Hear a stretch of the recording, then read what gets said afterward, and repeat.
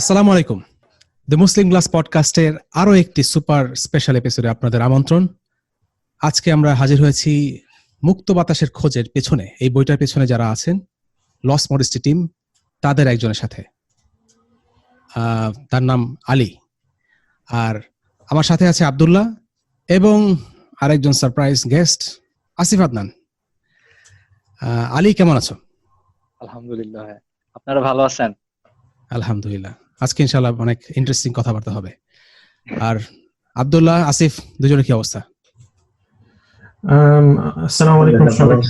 হ্যাঁ, আলহামদুলিল্লাহ আমরা ভালো আছি। আসিফের মনে হয় এই এই আমাদের এখানে চতুর্থবারের অ্যাপিয়ারেন্স, তাই না? আমি হিসাব রাখতেছি না, এটা এই নাম্বার বললে একটু অডিয়েন্স মজা পায় আর কি। এটা চতুর্থবার, প্রথমবার একটা ব্যাপার স্যাপার আছে আর কি। এনিওয়েজ, আমাদের আজকের যেই আলোচনা বেসিক্যালি মুক্ত বাতাসের খোঁজে, যে বইটার প্লট, মানে পর্ন এডিকশন এবং এর রিলেটেড যেসব সমস্যা, সেগুলো ঘিরেই হবে। এবং লস মডেস্টি যে টিম, এরা একটা খুবই মার্ভেলাস কাজ করেছে সোফার। মানে বাংলাদেশে এই স্কেলে এই রকম ইনফরমেটিভ কাজ কখনো হয়নি। খুবই ইমপ্রেসিভ একটা বই, খুবই প্রশংসনীয়। কেউ যদি আসলে না পড়ে থাকেন, আমাদের পডকাস্ট শুরু হওয়ার আগে বলছি যে মুক্ত বাতাসের খোঁজে বইটা অবশ্যই সংগ্রহ করে পড়ে নেবেন। আপনার চিন্তা চেতনা, ধারণা সবকিছু পাল্টে যাবে ইনশাআল্লাহ। সো আমাদের আলোচনা যাওয়া যাক। আলোচনা আসলে শুরু করবে আজকে আব্দুল্লাহ। ধন্যবাদ মাহবুব ভাই। আলী, তোমাকে প্রথমে একটু জিজ্ঞেস করতে চাচ্ছি, সেটা হলো লস মডেস্টি টিমটা ফর্ম করার পিছনে তোমাদের মানে স্টোরিটা কি, মানে কি মোটিভেশনটা কি? জি ভাই, এটা আসলে একদিনের চিন্তায় হয় নাই। এটা অনেকদিন লাগছিল আর কি। তো আমি যখন আর কি কলেজে ছিলাম, তো আমাদের কলেজ হচ্ছে বয়েজ কলেজ ছিল, মেয়ে ছিল না কোনো। তো ওইখানে দেখতাম যে ম্যাডামরা যখন ক্লাস নিতেন আর কি, তো ম্যাডামদের সম্পর্কে অনেক বাজে বাজে আর কি কমেন্ট হইতো। ইভেন মানে এমন অনেক ঘটনা ঘটছে যে ম্যাডামের ক্লাসে পেছনের বেঞ্চে ছেলেরা হচ্ছে মোবাইলে পর্ন ছেড়ে দিতে, ম্যাডাম কানতে কানতে বের হয়ে গেছেন আর কি, এরকম ঘটনাও ঘটছে। ইভেন আমার দেশের বাড়িতে আমি দেখছি যে মসজিদে শবে কদরের রাত্রে, মানে মানে আসলে 27 রমজানের রাত্রে আর কি, তো ওইখানে 10-12 বছর বয়স হবে খুব বেশি হলে, এসব ছেলেপেলে আহ মসজিদের মধ্যে বারান্দায় বসে বসে মোবাইলে পর্ন দেখতেছে। মসজিদে? জি জি, মসজিদের বারান্দায় বসে বসে ইন্নালিল্লাহ। হ্যাঁ, এরকম অবস্থা আর কি ছিল। তো তারপর আমার অনেক বন্ধু বান্ধব ছিল, বা আমাদের টিমে যারা আছে তাদেরও অনেক বন্ধু বান্ধব ছিল, ওদের মানে এই অন্ধকার জগৎটা আর কি খুব কাছ থেকে আমরা দেখছি। তো এই জিনিসগুলা নিয়ে আমরা চাইতাম যে কথা বলতে, কিন্তু কথা বলতে গেলে যেটা আসে শুরুতেই, মানে এটাকে এটা সবাই মানে একটা ফান হিসেবে ধরে নেয়, বা আমরা যখন এগুলো নিয়ে তাদের কাছে অ্যাপ্রোচ করি, তারা আমাদেরকে পচায় দেয় আর কি, মানে অনেক কথাবার্তা বলে। তো এগুলা নিয়ে আমরা চিন্তা করতেছিলাম যে এইভাবে মানে ক্যাজুয়ালি না, যে একটু ফর্মাল ওয়েতে কোনোভাবে যাওয়া যায় কিনা। তো ভার্সিটিতে যখন থার্ড ইয়ারের দিকে আর কি, থার্ড ইয়ারে বা সেকেন্ড ইয়ারে সমাপ্ত করি, তো ওই সময় আমাদের ভার্সিটিতে রুমে হইতেছে সপ্তাহে একদিন করে তালিম হইতো। তো একদিন ওইখানে আমরা একটা টপিক রাখছিলাম এই যে এডিকশনের উপরে। তো নর্মালি হয়তো যে তালিমের সময় কেউ আসতে যাইতো না, আমরা হচ্ছে ওই রিফ্রেশমেন্টের লোভ দেখায় অনেক কিছু করে আর কি নিয়ে আসতাম তাদেরকে। তো যেদিন এই মানে পর্ন এডিকশনের উপর টপিকটা ছিল, তো সেদিন এমন ছিল যে আমরা রুমে জায়গা দিতে পারতেছিলাম না। এবং ওইটা তালিমের পরে অনেকে পার্সোনালিও বলছিল যে আমার তো সমস্যা, আমরা তো বুঝতেছি এগুলা, কিন্তু আমরা এখান থেকে বের হয়ে আসবো কিভাবে। তারা অনেকে বুঝতো যে এটা তাদের অনেক ক্ষতি করতেছে, ভালো লাগতেছে না, খারাপ লাগতেছে অনেক, কিন্তু তারা যে বের হয়ে আসবে, কিভাবে আসবে, এইটা তাদের জানা ছিল না। তো তখনও চিন্তা ছিল আচ্ছা ফর্মাল ওয়েতে কিছু করতে হবে।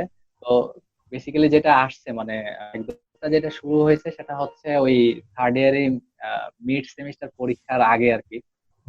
ওই এক রাতে, পরীক্ষার আগের রাতে হুট করে চিন্তা আসলো আমাদের, আচ্ছা ঠিক আছে তাহলে আমরা ফেসবুকে পেজ টেজ খুলি বা ব্লগ খুলি। তো ওইখান থেকে আর কি ইনিশিয়ালি আমরা স্টার্টটা হয়ে গেছে পরীক্ষার আগের রাতে আর কি।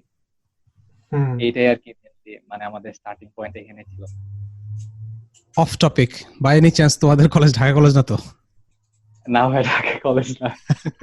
আচ্ছা, ঠিক আছে। এটা আসলে মানে কোন কলেজ স্পেসিফিক বা ইভেন রিজন স্পেসিফিক নাই এখন, এটা আসলে না না, মনে হইলো আর কি যে ওই ম্যাডামদের বিরুদ্ধে কথাবার্তা বলে।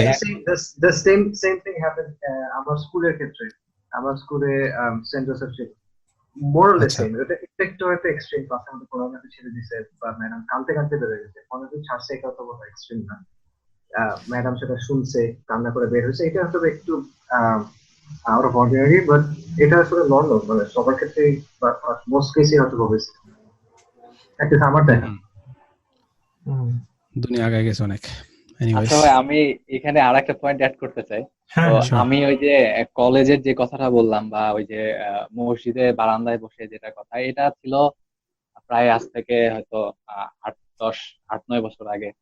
তো ওই সময়ে ইন্টারনেট এতটা সহজলভ্য ছিল না বা স্মার্টফোন ছিল না, তখন এই অবস্থা ছিল। তো এখন আমাদের পেজে যে মেসেজ গুলো আসে বা গ্রুপে যে এগুলো আসে, এগুলাতে ওই যে আসিফ ভাই যেটা বললেন যে হাই স্কুল লেভেল, এখানে আমরা এমনও পাইছি যে প্রাইমারি লেভেলের বাচ্চা কাচ্চা, যাদের বয়স খুব বেশি হলে 9-10 বছর হবে, ক্লাস 3-4 পড়ে, এরাও আর কি মারাত্মক রকমের এডিক্টেড, এবং এরাও ম্যাডামদেরকে মানে কাইন্ড অফ টিজ করে আর কি, এরকমও আমাদের কাছে খবর আসছে। এবং স্কুলের বাচ্চারা, আমরা ভাবি যে তারা হচ্ছে কিছু বোঝে না, বা আহ, আমাদের মানে একটা কমন একটা অ্যাপ্রোচ থাকে, আমরা যখন কোথাও লিফলেট দিতে যাই বা ক্যাম্পেইন করতে যাই স্কুলে, তখন বলে যে এরা তো কিছু বোঝে না, তোমরা যদি এগুলা করো তাহলে এরা আরো বেশি এডিক্টেড হয়ে যাবে। তা আমাদের স্কুলগুলোতে অনেক সময় পারমিশন দেয় না, মানে ম্যাক্সিমাম কেস এটা হয়েছে যে হাই স্কুলে পারমিশন দিচ্ছে না। আহ, তো কিন্তু আসলে ঘটনা কিন্তু পুরোটাই অন্যরকম। এখানে যে লেভেলের ওরা এডিক্টেড হয়ে আছে, হুম, মানে এটা কল্পনারও বাইরে। মানে এটা কল্পনা করা যায় না যে স্কুলের বাচ্চা কাচ্চা কি লেভেলের এডিকশন হয়ে আছে, এডিকশনের মধ্যে আছে। 2000, খুব সম্ভবত 2012 সালে বা 2013 সালে, আমার যদি ভুল না হয়ে থাকে, একটা হচ্ছে করা হয়েছিল, সার্ভে করা হয়েছিল। তো ওইখানে দেখা গেছিল যে ঢাকার বাচ্চারা ক্লাস 8-এ পড়ে, এদের 77% হচ্ছে পর্ন এডিক্টেড, ক্লাস 8-এ পড়ে। এটা ছিল 2012 বা 2013 সালে, আজ হুম। থেকে প্রায় 6-7 বা এরকম বছর আগে। 77%? 77% আমার কাছে, হ্যাঁ। এইটা এটা হচ্ছে 6-7 স্যাম্পল বছর সাইজ কিরকম ছিল? আগের ঘটনা। মানে এটা কত হচ্ছে একটা কত মানুষের উপরে? স্কুলে, এটা খুব সম্ভবত অ্যারাউন্ড 200 or 250। তো এটা মোটামুটি সিগনিফিকেন্ট। আমার মতে যে এটা হচ্ছে হয়তো ওইভাবে রিফ্লেক্ট করতেছে না, মানে স্যাম্পল সাইজ ছোট ছিল, বাট এটা যদি এখন করা হয়, যে আই বিলিভ যে নাইনটি আরো পার্সেন্ট অনেক বেশি আসবে, অনেক বেশি বেশি আসবে। এডিক্টেড। আসবে। হ্যাঁ, অনেক আপনি বেশি হবে এটা। একটা রিসেন্ট স্টোরি দেখেন, 13 বছর বয়সে একটা ছেলে পর্নোগ্রাফি দেখে রেপ করছে বাংলাদেশে কয়েকদিন আগে। আমি এরকম, আমরা যখন অ্যাকচুয়ালি বইয়ের কাজ করতেছিলাম, আলিম মনে থাকবে নিশ্চয়ই, ওই সময় জি, জি। কন্টিনিউয়াসলি আমরা আপডেট করতেছিলাম কি কি নিউজ অ্যাড করব। চ্যাপ্টার লেখা হয়ে গেছে, তারপর একটা ঘটনা হচ্ছে, আবার মানে এমন ঘটনা আপনি এটা নিতে পারতেছেন না। ধরেন তো ক্লাস 4-এ পড়ে ছেলে এরকম রেপ করছে বা এরকম রেপ করার চেষ্টা করছে, নিজের বোনকে রেপ করছে, মানে আমরা ওই চ্যাপ্টার লেখা শেষ, তারপর আবার ফেরত গিয়ে ওখানে এটা অ্যাড করতেছি। তো আমার মনে হয় ইভেন এখনো 77% আমার কাছে কম মনে হয় অ্যাকচুয়ালি। ইভেন তখন আচ্ছা, ভাই, 77% কি মানে কেউ মানে পর্ন শুধু দেখছে এরকম না, আসলে অ্যাডিক্টেড, মানে রেগুলার দেখে? এডিক্টেড ভাই, রেগুলার রেগুলার দেখে। এত অবস্থা খারাপ নাকি? ভাই আমি এই যে ভাইয়া যেটা বললেন, আসিফ ভাইয়া যেটা বললেন যে আমাদের বইয়ের কাজের সময় যেটা ছিল আর কি, তো আচ্ছা। আমার এখানে আমাদের গ্রুপে আর কি, ওইখানে একটা হচ্ছে একটা ছেলে আর কি, সে আহ, সাহায্যের জন্য আমাদের ইয়ে করছিল। তো ওর হইতেছে আমি 4-5টা লাইন পড়ে শোনাই। ও এখানে লিখছে যে তার পর্নোগ্রাফির সাথে, মানে আমার পর্নোগ্রাফির সাথে পরিচয় ষষ্ঠ শ্রেণী থেকে, কিছু কপাল পোড়া বন্ধুর মাধ্যমে এতটা এডিক্টেড ছিলাম যে নিজের মোবাইল না থাকায় বন্ধুর মোবাইল নিয়ে আসতাম 4-5 দিনের জন্য। এর পরের 2টা লাইন দেখেন, এক আন্টির দিকে নজর পড়েছিল ভালো মতো, ছলে বলে তার সাথে বেড শেয়ার করতে চাইতাম, একটু ভয় হতো বলে আজ বেঁচে গেছি নিজের নামের পাশে ধর্ষণকারী ট্যাগ হতে। এটা বলতেছে ক্লাস 6-এ পড়া একটা বাচ্চা, চিন্তা করেন। ইন্নালিল্লাহ। এরকম নিউজ আমাদের কাছে অনেক আসে, মানে ভাই, রেগুলার। আপনি ওদের কার্যকারী শুনলে আসলে মানে এটা অন্য লেভেলের, মানে ওদের ইনবক্সে যেসব জিনিসপত্র আছে, মানে যেসব জিনিসপত্র ওরা মানে হ্যান্ডেল করতে হয়। হ্যাঁ, এটা অনেক টাফ হয়ে যায় আর কি আমাদের জন্য।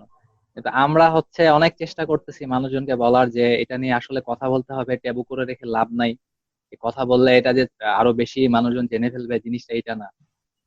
কিন্তু মানে মানুষজন কি এটা অতটা গুরুত্ব দিচ্ছে না, স্কুলে আমাদের পারমিশন দিচ্ছে না, বাট এইটা খুব খুব বেশি জরুরি আর কি স্কুলের এখানে বাচ্চাদের নিয়ে একটা কাজ করা। আরেকটা এই আছে, এটা বলা যায়, যেমন আমরা যখন মানে ওরা যখন প্রথম মানে কাজকর্ম করতেছিল, তারপর যখন বইয়ের আহ, চিন্তা করা হলো যে বই করা হবে, ওরা কাজকর্ম করছে, তখনও আমি দেখলাম যে লট অফ পিপল তাদের একটা মানে কি বলে একটা অপোজিশন ছিল, বা তাদের একটা আপত্তি ছিল যে এরকম যে আপনারা এই বিষয়টা নিয়ে কেন কথা বলতেছেন, এটা অকওয়ার্ড। মানুষ ছড়াবে, না না আরো ছড়াবে। ইনফ্যাক্ট লট অফ ব্রাদার্স যারা এটা বলছিল যে আম, যে ইসলামের জায়গা থেকে তারা বলছেন যে মানে আপনি একটা খারাপ জিনিস নিয়ে কথা বলবেন, এটা হয়তো আগে অনেক মানুষ জানতো না, আপনার কথা বলার কারণে অনেক মানুষ জানবে।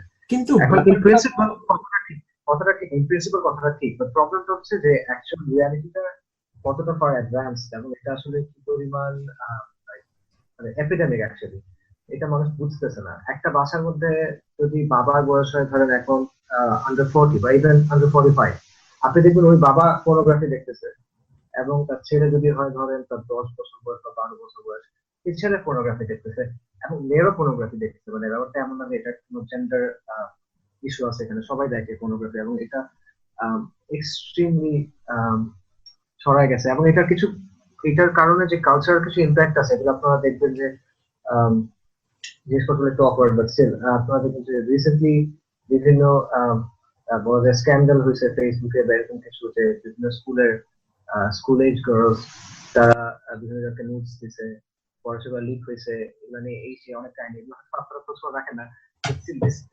থিং 2 মাস আগে বা 1 মাস আগে। And এটা একটা নর্মাল কালচার যে তারা এরকম চ্যাট করে, নোটস পাঠায়, and এবং এরপরে আরো প্রোগ্রেসিভলি আরো যেসব কাজকর্ম আছে, এই সব কিছু এই গ্রাজুয়াল এই অবস্থাটা, এবং এটা যে মেনে নেওয়ার একটা টেন্ডেন্সি ইউথদের মধ্যে বেসিক্যালি, এটার কারণটা হচ্ছে এটা ব্যাপকভাবে ছড়া যাওয়া। কিন্তু আমরা অনেকে মনে করি যে এটা আসলে হয়তোবা এতটা বড় না ব্যাপারটা। বিশেষ করে যারা মানে প্র্যাকটিসিং ভাই আছে বা বোনরা আছে, ওনারা যেহেতু ওই লাইফটা ছেড়ে আসছে, ওই লাইফ বলতে মানে ক্যারিয়ার টাইমটা, এই ওনারা হয়তো ওটা নিয়ে চিন্তা করতে চান না, বাট এটা অ্যাকচুয়ালি মানে খুবই, এটা একটা এপিডেমিক অ্যাকচুয়ালি, অনেক বড় একটা সমস্যা। এবং আহ, যারা হয়তো প্র্যাকটিসিং না, তারাও এটা জাস্ট মানে সুইপ ইট আন্ডার দ্য রাগ, এটা নিয়ে তারা চিন্তা করতে চায় না যে আচ্ছা এটা একটা আছে, এটা বড় কিছু না। আমি মাঝখানে একবার অ্যালেক্সা র্যাঙ্ক বলে একটা পোর্টাল আছে, ওয়েব পোর্টাল, যেখানে কোন দেশে কোন ওয়েবসাইট বেশি অ্যাক্সেস হচ্ছে এটা দেখা যায়। তো হ্যাঁ, তো আমার মনে আছে যে আহ, বাংলাদেশের টপ 10-এ মোস্ট প্রবাবলি কয়েকটা পর্ন সাইট ছিল। হ্যাঁ, এটা হচ্ছে ওই গত বছর খুব সম্ভবত মানে গুগল থেকে বাংলাদেশে কাকে কাকে বেশি খোঁজা হয়েছে, এটার মনে হয় টপ 3-তে একজন পর্ন স্টারের নাম ছিল।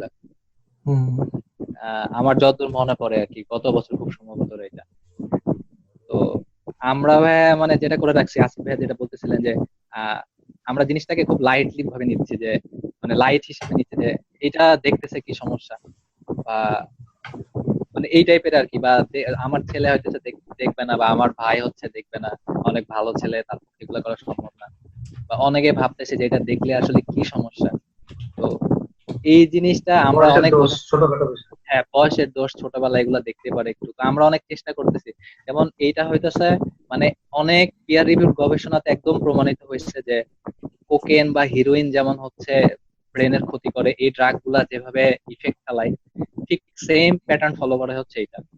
তো কোকেনের বিরুদ্ধে বা হিরোইনের বিরুদ্ধে অনেক মানে ইয়ে চলতেছে, যে এগুলা মানে এগুলো নিয়ে সবাই কথা বলে, অনেক কনসার্ন, গভর্নমেন্ট হচ্ছে অপারেশন চালাইতেছে মাদক নির্মূল করার জন্য আর কি, বা অনেক অর্গানাইজেশন আছে, অনেক কিছু আছে। বাট এইটা কোকেন বা হিরোইন অনেক মানে সহজলভ্য না, আপনাকে টাকা দিয়ে কিনতে হবে, এক জায়গায় যেতে হবে, তারপরে আপনি এটা পাবেন। কিন্তু পর্ন হইতেছে 2 সেকেন্ডের ব্যাপার, জাস্ট ইন্টারনেটটা মানে অন করেই জাস্ট গেলেন আর কি ব্রাউজারে। এবং এই ড্রাগটা ঠিক একই ক্ষতি করতেছে। এবং এটাতে আমি এই ড্রাগটা যখন নিচ্ছি, আমার কারো হয়তো ধরা পড়ার ভয় নাই, আমার টাকা খরচ হইতেছে না তেমন, এবং ঠিক একই রকমের ক্ষতি হয়ে যাচ্ছে। তো আমরা যখন এই কথাগুলা বলতেছি যে এই পরিমাণ আসক্ত, এই পরিমাণে, এই পরিমাণ ওই, কিন্তু আহ, তেমন কোনো রেসপন্স আসতেছে না। এটা নিয়ে যেভাবে কাজ করা উচিত ছিল সেভাবে সেভাবে কোনো কাজ হচ্ছে না। তো এটা নিয়ে মানে প্রচুর পরিমাণে কাজ করা দরকার। আমরা আহ অন্যান্য অনেক টপিক যেগুলাতে হয়তো একটু কম কাজ করলেও হয়তো, আহ মানে এইগুলাতে অনেক বেশি সময় দিচ্ছি, কিন্তু এইটাতে এটা মজলুম হয়ে আছে আর কি। এই টপিকটা, এটাতে অনেক বেশি আগায় আসা উচিত। হ্যাঁ হ্যাঁ, সেটা তো অবশ্যই। আর তোমরা আসলে মানে ওই যে প্রথমে মাহবুব ভাই যেটা ইন্ট্রোডাকশনে বললো, মানে পায়োনিয়ারিং এরকম কাজ বাংলাদেশে তোমরাই প্রথম, এবং it's a very important topic. এবং এরকম ট্যাবু টপিক নিয়ে আসলে মানুষজন কথা বলতে চায় না, এবং তোমরা তো বলে যে বাধা দেয়। আসলে মেইন সমস্যাটা যেটা, সেটা হচ্ছে তারা জানেই না জিনিসটা এত এক্সট্রিম পর্যায়ে চলে গেছে। আর আসলে যারা পলিসি মেকার বা যারা একটু মুরব্বী লেভেলে, তারা জিনিসটা এমন না যে, আমার কাছে মনে হয়, আমার পারসেপশন যেটা, এমন না যে লজ্জা পাচ্ছে বা জিনিসটা এম্বারাসিং। আমার মনে হচ্ছে তারা তাদের মানে আইডিয়াই নাই যে তাদের ছেলে পেলে বা আশেপাশে এরকম হইতে পারে। এটা হচ্ছে আমার কাছে মনে হয় মেইন প্রবলেম, মানে প্রবলেম আইডেন্টিফিকেশন। আমারও আইডিয়া ছিল না যে কেউ মসজিদে দেখতে পারে। সেটাই, সুবহানাল্লাহ, মানে ইটস অ্যাবসলিউটলি অ্যামেজিং। এটা অ্যাকচুয়ালি আপনি one of the things with porn is মানে এটা অ্যাকচুয়ালি ইফেক্টের আলোচনায় আসতে পারে, বা ও যেটা বলতেছিল যে it's as dangerous as heroin or cocaine. এটা ইস্যুটা আসলে হলো এটা মানে আপনার দ্য ওয়ে ইউ থিঙ্ক এটা চেঞ্জ করে দেয়। আপনি দেখবেন যে অনেক বিগ থিং একটা ওয়েবসাইট আছে বা এরকম অনেক সাইটস আছে, ওরা অনেক সময় এরকম রিপোর্ট করে যে internet porn is changing the way people are approaching sex. মানে এটা সেক্সের ব্যাপারে মানুষের চিন্তাটাই চেঞ্জ করে দিচ্ছে। বিকজ হিউম্যান হিস্ট্রিতে, ইনফ্যাক্ট মানে সমস্ত অ্যানিমাল কিংডমের হিস্ট্রিতে কখনো সেক্সকে এইভাবে অ্যাপ্রোচ করা হয়নি। এটা রিপ্রোডাকশনের সাথে রিলেটেড একটা জিনিস, এটা অবভিয়াসলি হিউম্যানদের প্লেজারের একটা জিনিস, বাট পর্ন যেটা করে সেটা হলো এটাকে সম্পূর্ণভাবে কমার্শিয়ালাইজ করে, কমোডিফাই করে, এবং এটা পুরো জিনিসটা বিকৃত করে ফেলে। এবং মানুষ যখন, একটা ছেলে যখন মনে করেন তার বয়স যখন সে ফাইভে পড়ে বা ফোরে পড়ে, যখন সে মানে ইনিশিয়ালি পিউবার্টি হিট করছে, এই অবস্থা থেকে একটা মানুষ যখন পর্ন দেখেই বড় হয়, তখন তার আহ নারী পুরুষের সম্পর্ক, ইন্টিমেসি, সেক্সুয়ালিটি, সবকিছু ব্যাপারে তার সম্পূর্ণ চিন্তা ভাবনা is based on porn। এবং anybody who knows anything about porn সেটা জানবে যে এখানে স্পেশালি মেয়েদেরকে আসলে মানে কোনো মানুষ বা ইভেন অ্যানিমেলের মতো আসলে উপস্থাপন করা হয় না। সো এটা অ্যাকচুয়ালি মানুষের চিন্তাকে বিকৃত করে। এই কথাটা সহজ এক্সাম্পল দিলে বুঝতে হবে, এটা অ্যাকচুয়ালি পুরো আমার ভালো বলতে হবে। বাট ওদের কাছে এরকম অনেক স্টোরি আছে যে কিভাবে পর্ন একটা ফ্যামিলির মধ্যে একটা ছেলেকে তার মার ব্যাপারে, তার বোনের ব্যাপারে, তার খালার ব্যাপারে, মানে সে কিভাবে ফ্যান্টাসাইজ করতেছে। নট জাস্ট ফ্যান্টাসাইজ করা, এগুলো আসলে আরো অনেক ফুটেজ করে, এগুলো মানে আমি এই মুহূর্তে সরাসরি বলতে একটু অকওয়ার্ড লাগতেছে, বাট কি কি রকম ঘটনা এরকম আছে। ওরা এরকম অনেক কিছু আমি নিজেও দেখছি, এরকম মানে ওদের কিছু ইনবক্সের মেসেজেস এবং কেসেস। সো এটার রিয়ালিটিটা, এটার ইফেক্টটা আসলে কিরকম হয়, এটা হয়তো মানুষ আহ, চিন্তা করতে চাচ্ছে না। বিকজ আপনারা হয়তো বা এটা দেখছেন, বা হয়তো বা এটা কিছুদিন আগে খবর আসছিল যে কোন একটা দেশের পার্লামেন্টে সার্ভার থেকে পর্ন দেখা হয়েছে। সম্ভবত ইন্ডিয়ার পার্লামেন্ট ছিল বা এরকম কিছু ছিল। ইন্ডিয়াতে, ইন্ডিয়া ইন্ডিয়া ইন্ডিয়াতে। অবভিয়াসলি ইন্ডিয়াতে, হ্যাঁ হ্যাঁ। ওই মানে সংসদ অধিবেশন চলার সময় পর্নোগ্রাফি দেখতেছে। বাংলাদেশে একটা ঘটনা হয়েছিল সম্ভবত এয়ারপোর্টে, এয়ারপোর্টে এয়ারপোর্টে, হ্যাঁ। এর মধ্যে পর্নোগ্রাফি শুরু হয়ে গেছে। সো এটা কিন্তু আসলে it's not something that kids are doing. এটা একদম ওভারওয়েলমিং হচ্ছে গেছে। ইনফ্যাক্ট আমি গতদিন একটা স্ট্যাটাস করতেছিলাম একটা ছেলের, একটা ভাইয়ের অ্যাকচুয়ালি, যে তার চেনা এক ভাইয়ের কথা বলতেছে যে সে বিয়ে টিয়ে করে না এখন, বাট সে, তার কোনো সমস্যা নেই, সে পর্নোগ্রাফি দেয়, তার কোনো নিড নেই, মানে ওই ওই লোকের বক্তব্য এটা। তো মানে এটা অ্যাকচুয়ালি কেউ সিরিয়াসলি নিচ্ছে না, বা কেউ ঠিক মতো চিন্তা করতে চাচ্ছে না, বা কেউ যখন কথা বলতেছে আরেকজন মানুষ সেটা শুনতে চাচ্ছে না। একটা মানে একটা ব্ল্যাঙ্ক স্পট হয়ে গেছে সাইকোলজি। আচ্ছা, তো আলী, তোমার কাছ থেকে একটু জানতে চাচ্ছি যে এত এপিডেমিক সিচুয়েশন, এত বাধা সমাজ থেকে, তারপরে তোমরা টিমটাকে কিভাবে ফর্ম করবে? রাইট। এবং আমার মনে হয় আরেকটা কোয়েশ্চেন অ্যাড করা যায়, সেটা হলো যে আমরা অ্যাকচুয়ালি ওদের মানে ধারাবাহিকতা নিয়ে আলোচনাটা আগাইনি, একটু কথা অন্যদিকে চলে গেছে। যে ঠিক আছে ওরা তো ফর্ম করলো, ব্লগ ফর্ম করলো, পেজ ফর্ম করলো, তারপরে কি হলো, বইটা কিভাবে আসলো এবং এখন কি হচ্ছে, কি কি কাজকর্ম করা হচ্ছে, এটাও হয়তো বা আসতে পারে। হ্যাঁ, আচ্ছা, আলীর মিউট করা। আচ্ছা, ওকে। হ্যালো ভাই, আসসালামু আলাইকুম। হ্যাঁ, ওয়ালাইকুম ওয়ালাইকুম আসসালাম। আসসালাম। হ্যাঁ, ওয়ালাইকুম আসসালাম। আচ্ছা ভাইয়া, ওই যে আসিফ ভাইয়ার কথা থেকে আমি একটু মানে আরেকটু জিনিস অ্যাড করতে চাই, যে চিন্তা যে চেঞ্জ করে দেয় ভাইয়া যেটা বললেন আর কি। তারপরে আর কি ওই যে আপনারা যেটা জিজ্ঞাসা করলেন ফর্মের ব্যাপারে, আসি টিম ফর্মের ব্যাপারে বা কন্টিনিউ এটার জন্য। হ্যাঁ হ্যাঁ, ওকে, চল। আবার মিউট হয়ে গেছে। তোমার তোমার তো আবার মিউট হয়ে গেছে। আরে এবার শুনতে তোমার পাচ্ছেন? মিউট হয়ে গেছে এখন। হ্যাঁ হ্যাঁ হ্যাঁ। হ্যাঁ হ্যাঁ, শুনতে আচ্ছা পাচ্ছি না তুমি? আচ্ছা ভাইয়া, দেখো তোমার ডান দিকে দেখো একটা প্যানেল আছে, দেখতেছো? ভাইয়া, আমি ফোনে আছি তো, পার্টিসিপেন্টস লেখা। কোনো আচ্ছা, প্যানেল ট্যানেল নাই। আচ্ছা আচ্ছা। না, ফোনে ফোনে ফোনে সম্ভবত ডিফারেন্ট একটু। ও জি আচ্ছা ভাইয়া। আচ্ছা। আচ্ছা আচ্ছা ঠিক আছে। আচ্ছা ভাইয়া, কথা বলো তুমি। যেটা বলতে চাচ্ছিলাম সেটা হচ্ছে যে মানে বাংলাদেশে এখন সমকামিতা হচ্ছে ব্যাপক পরিমাণে বাড়তেছে। তো মানে ব্যাপক পরিমাণে, এটা কল্পনা করা যাবে না যেটা কিভাবে বাড়তেছে। তো এটার পেছনে আহ অনেক প্রোপাগান্ডা আছে, পাশ্চাত্যের অনেক প্রোপাগান্ডা আছে, তাদের অনেক ফান্ডিং আছে, তারা অনেক প্ল্যান করে করে এগুলা এনজিওর মাধ্যমে বা বিভিন্ন ভাবে আগাচ্ছে। কিন্তু এটার পেছনে আর একটা কারণ আছে, সেটা হচ্ছে যে ওই ভাইয়া যেটা বললেন যে চিন্তাটা চেঞ্জ করে দেয়। তো একটা ছেলে যখন 12-13 বছর বয়স বা 15-16-17 বছর বয়স, টিনেজে আছে, তো ও যখন পর্নোগ্রাফি দেখতেছে, তো তার মধ্যে যে প্রেশারটা তৈরি হচ্ছে, এটা কিন্তু রিলিজ করা সে ওই খুঁজবে। তো আহ, মানে আমাদের কাছে এমনও আমাদের কাছে খবর আছে যে গ্রুপে বসে সবাই পর্ন দেখে, মানে ফ্রেন্ড সার্কেল সবাই গ্রুপে বসে পর্ন দেখে। তো এবং পর্নোগ্রাফিতে যেটা হয়েছে যে অ্যানাল সেক্স বা ওরাল সেক্স, আমি অনেক এক্সপ্লিসিটলি বলতেছি তো আর কি, অসুবিধা নেই। এইটা হচ্ছে খুবই আহ কমন নর্মাল একটা ব্যাপার হিসেবে রিপ্রেজেন্ট করা হয়েছে। এবং আমাদের জেনারেশন যেটা, বা আমাদের ছোট ভাইয়ের জেনারেশন যেটা, এদের এরা পুরাটাই মানে মানে নারী পুরুষের অন্তরঙ্গর পুরা ব্যাপারটাই পর্ন মুভি থেকে শিখছে, যে ওইটা যেখানে যেভাবে দেখানো হয় ঠিক তারা মনে করে যে আচ্ছা জিনিসটা মনে হয় এইটাই। তো যখন এই অ্যানাল সেক্স বা ওরাল সেক্স কে নর্মালাইজ করে দেওয়া হয়েছে, তো ওরা ওই যে বললাম যেটা, যে গ্রুপে পর্ন দেখে, ফ্রেন্ড সার্কেল মিলে বসে বসে পর্ন দেখে, তো অনেক সময় তারা হচ্ছে এইগুলোর মধ্যে জড়ায় পড়ে বন্ধুদের সঙ্গে, ছেলেদের সঙ্গে, ছেলে ছেলেদের সঙ্গে। তো এইটা যখন একবার জড়ায় পড়তেছে, তারপর ওইখান থেকে বের হয়ে আসাটা তাদের অনেক টাফ হয়ে যাচ্ছে। আমাদের কাছে অনেক মেসেজ আসছে যে আহ, চাচাতো ভাই বা কোনো কাজিন বা কোনো বন্ধু একসঙ্গে বসে পর্ন দেখছে, তারপর তারা সামহাও মেক আউট করছে, তারপর তারা হচ্ছে এগুলোর মধ্যে জড়ায় পড়ছে।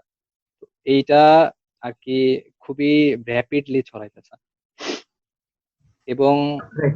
কিছুদিন আগে ফেসবুকে একটা ভিডিও হচ্ছে ভাইরাল হয়েছিল, দুইটা বাচ্চা, ছোট ছোট বাচ্চা, ছাদে, ক্লাস হ্যাঁ। হচ্ছে ছাদে। তো ওইখানে ওরা যেগুলা করছিল, এইটা হয় তারা পর্ন দেখছে, আর না হলে তারা অন্য কোথাও দেখছে এরকম কাউকে করতে। তো এই জিনিসগুলা খুবই অ্যালার্মিং, এগুলা হয়তো এখনো ওইভাবে আসতেছে না। ইভেন আমাদের গাজীপুরের যে ভলান্টিয়ার, তারা হচ্ছে ক্যাম্পেইন করার সময় বলছিল যে তাদের কাছে বেশ কিছু ছেলে আসছে, ছেলে এসে বলছে যে তারা হচ্ছে এরকম সমকামী হয়ে গেছে, পর্ন দেখে দেখে তারা হচ্ছে এখান থেকে বের হয়ে আসতে চায় কিন্তু পারতেছে না আর কি। তো আচ্ছা, এটাই আর কি বলতে চাচ্ছিলাম। এই চিন্তা Right. চেতনা যে চেঞ্জ হয়ে যায়, এটা একটা ছোট্ট অ্যাড করি। কোন একটা শায়েখ, সিরিয়ান সম্ভবত, সিরিয়ান শায়েখ, হ্যাঁ সিরিয়ান শায়েখ একবার আমেরিকায় গেছে। সো আমেরিকার যারা মোস্টলি তো রিভার্টেড, মানে রিভার্টেড মুসলিম, সেরা এই ইন্টিমেসি নিয়ে যেসব প্রশ্ন করে, এর মধ্যে মেজরিটি ছিল বিকৃত কিছু অ্যাক্টিভিটিস। সো শায়েক বলতেছিল যে আমেরিকা ইজ অনলি কান্ট্রি যে I had to face A lot of weird questions about having এইটা অ্যাক্টিভিটিস।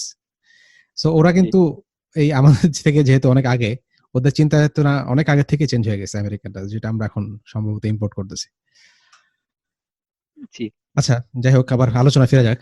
হ্যাঁ এটা হ্যাঁ। হলো জি এই আহ, তোমাদের তো একটা টিম আছে নিশ্চয়ই, কত বড় জি তোমরাই জানো, এটা না হয় নাই জিজ্ঞেস করলাম। জি। তো টিমেরও কি কেউ এই তোমাদের এই কাজ থেকে পার্সোনালি বেনিফিট হয়েছে? সো মানে অনেক থাকে না মোটিভেশন যে আমাদের নিজেরাই ফার্স্ট হওয়ার জন্য নাকি নিজেদের উপকার হয়েছে, এরকম কি কোনো ঘটনা আছে? এরকম ভাইয়া ঘটনা আমার জানা মতে নাই, যে Okay. আগে হয়তো এডিক্টেড ছিল, টিমে কাজ করতে করতে ভালো হয়েছে, এরকম নাই।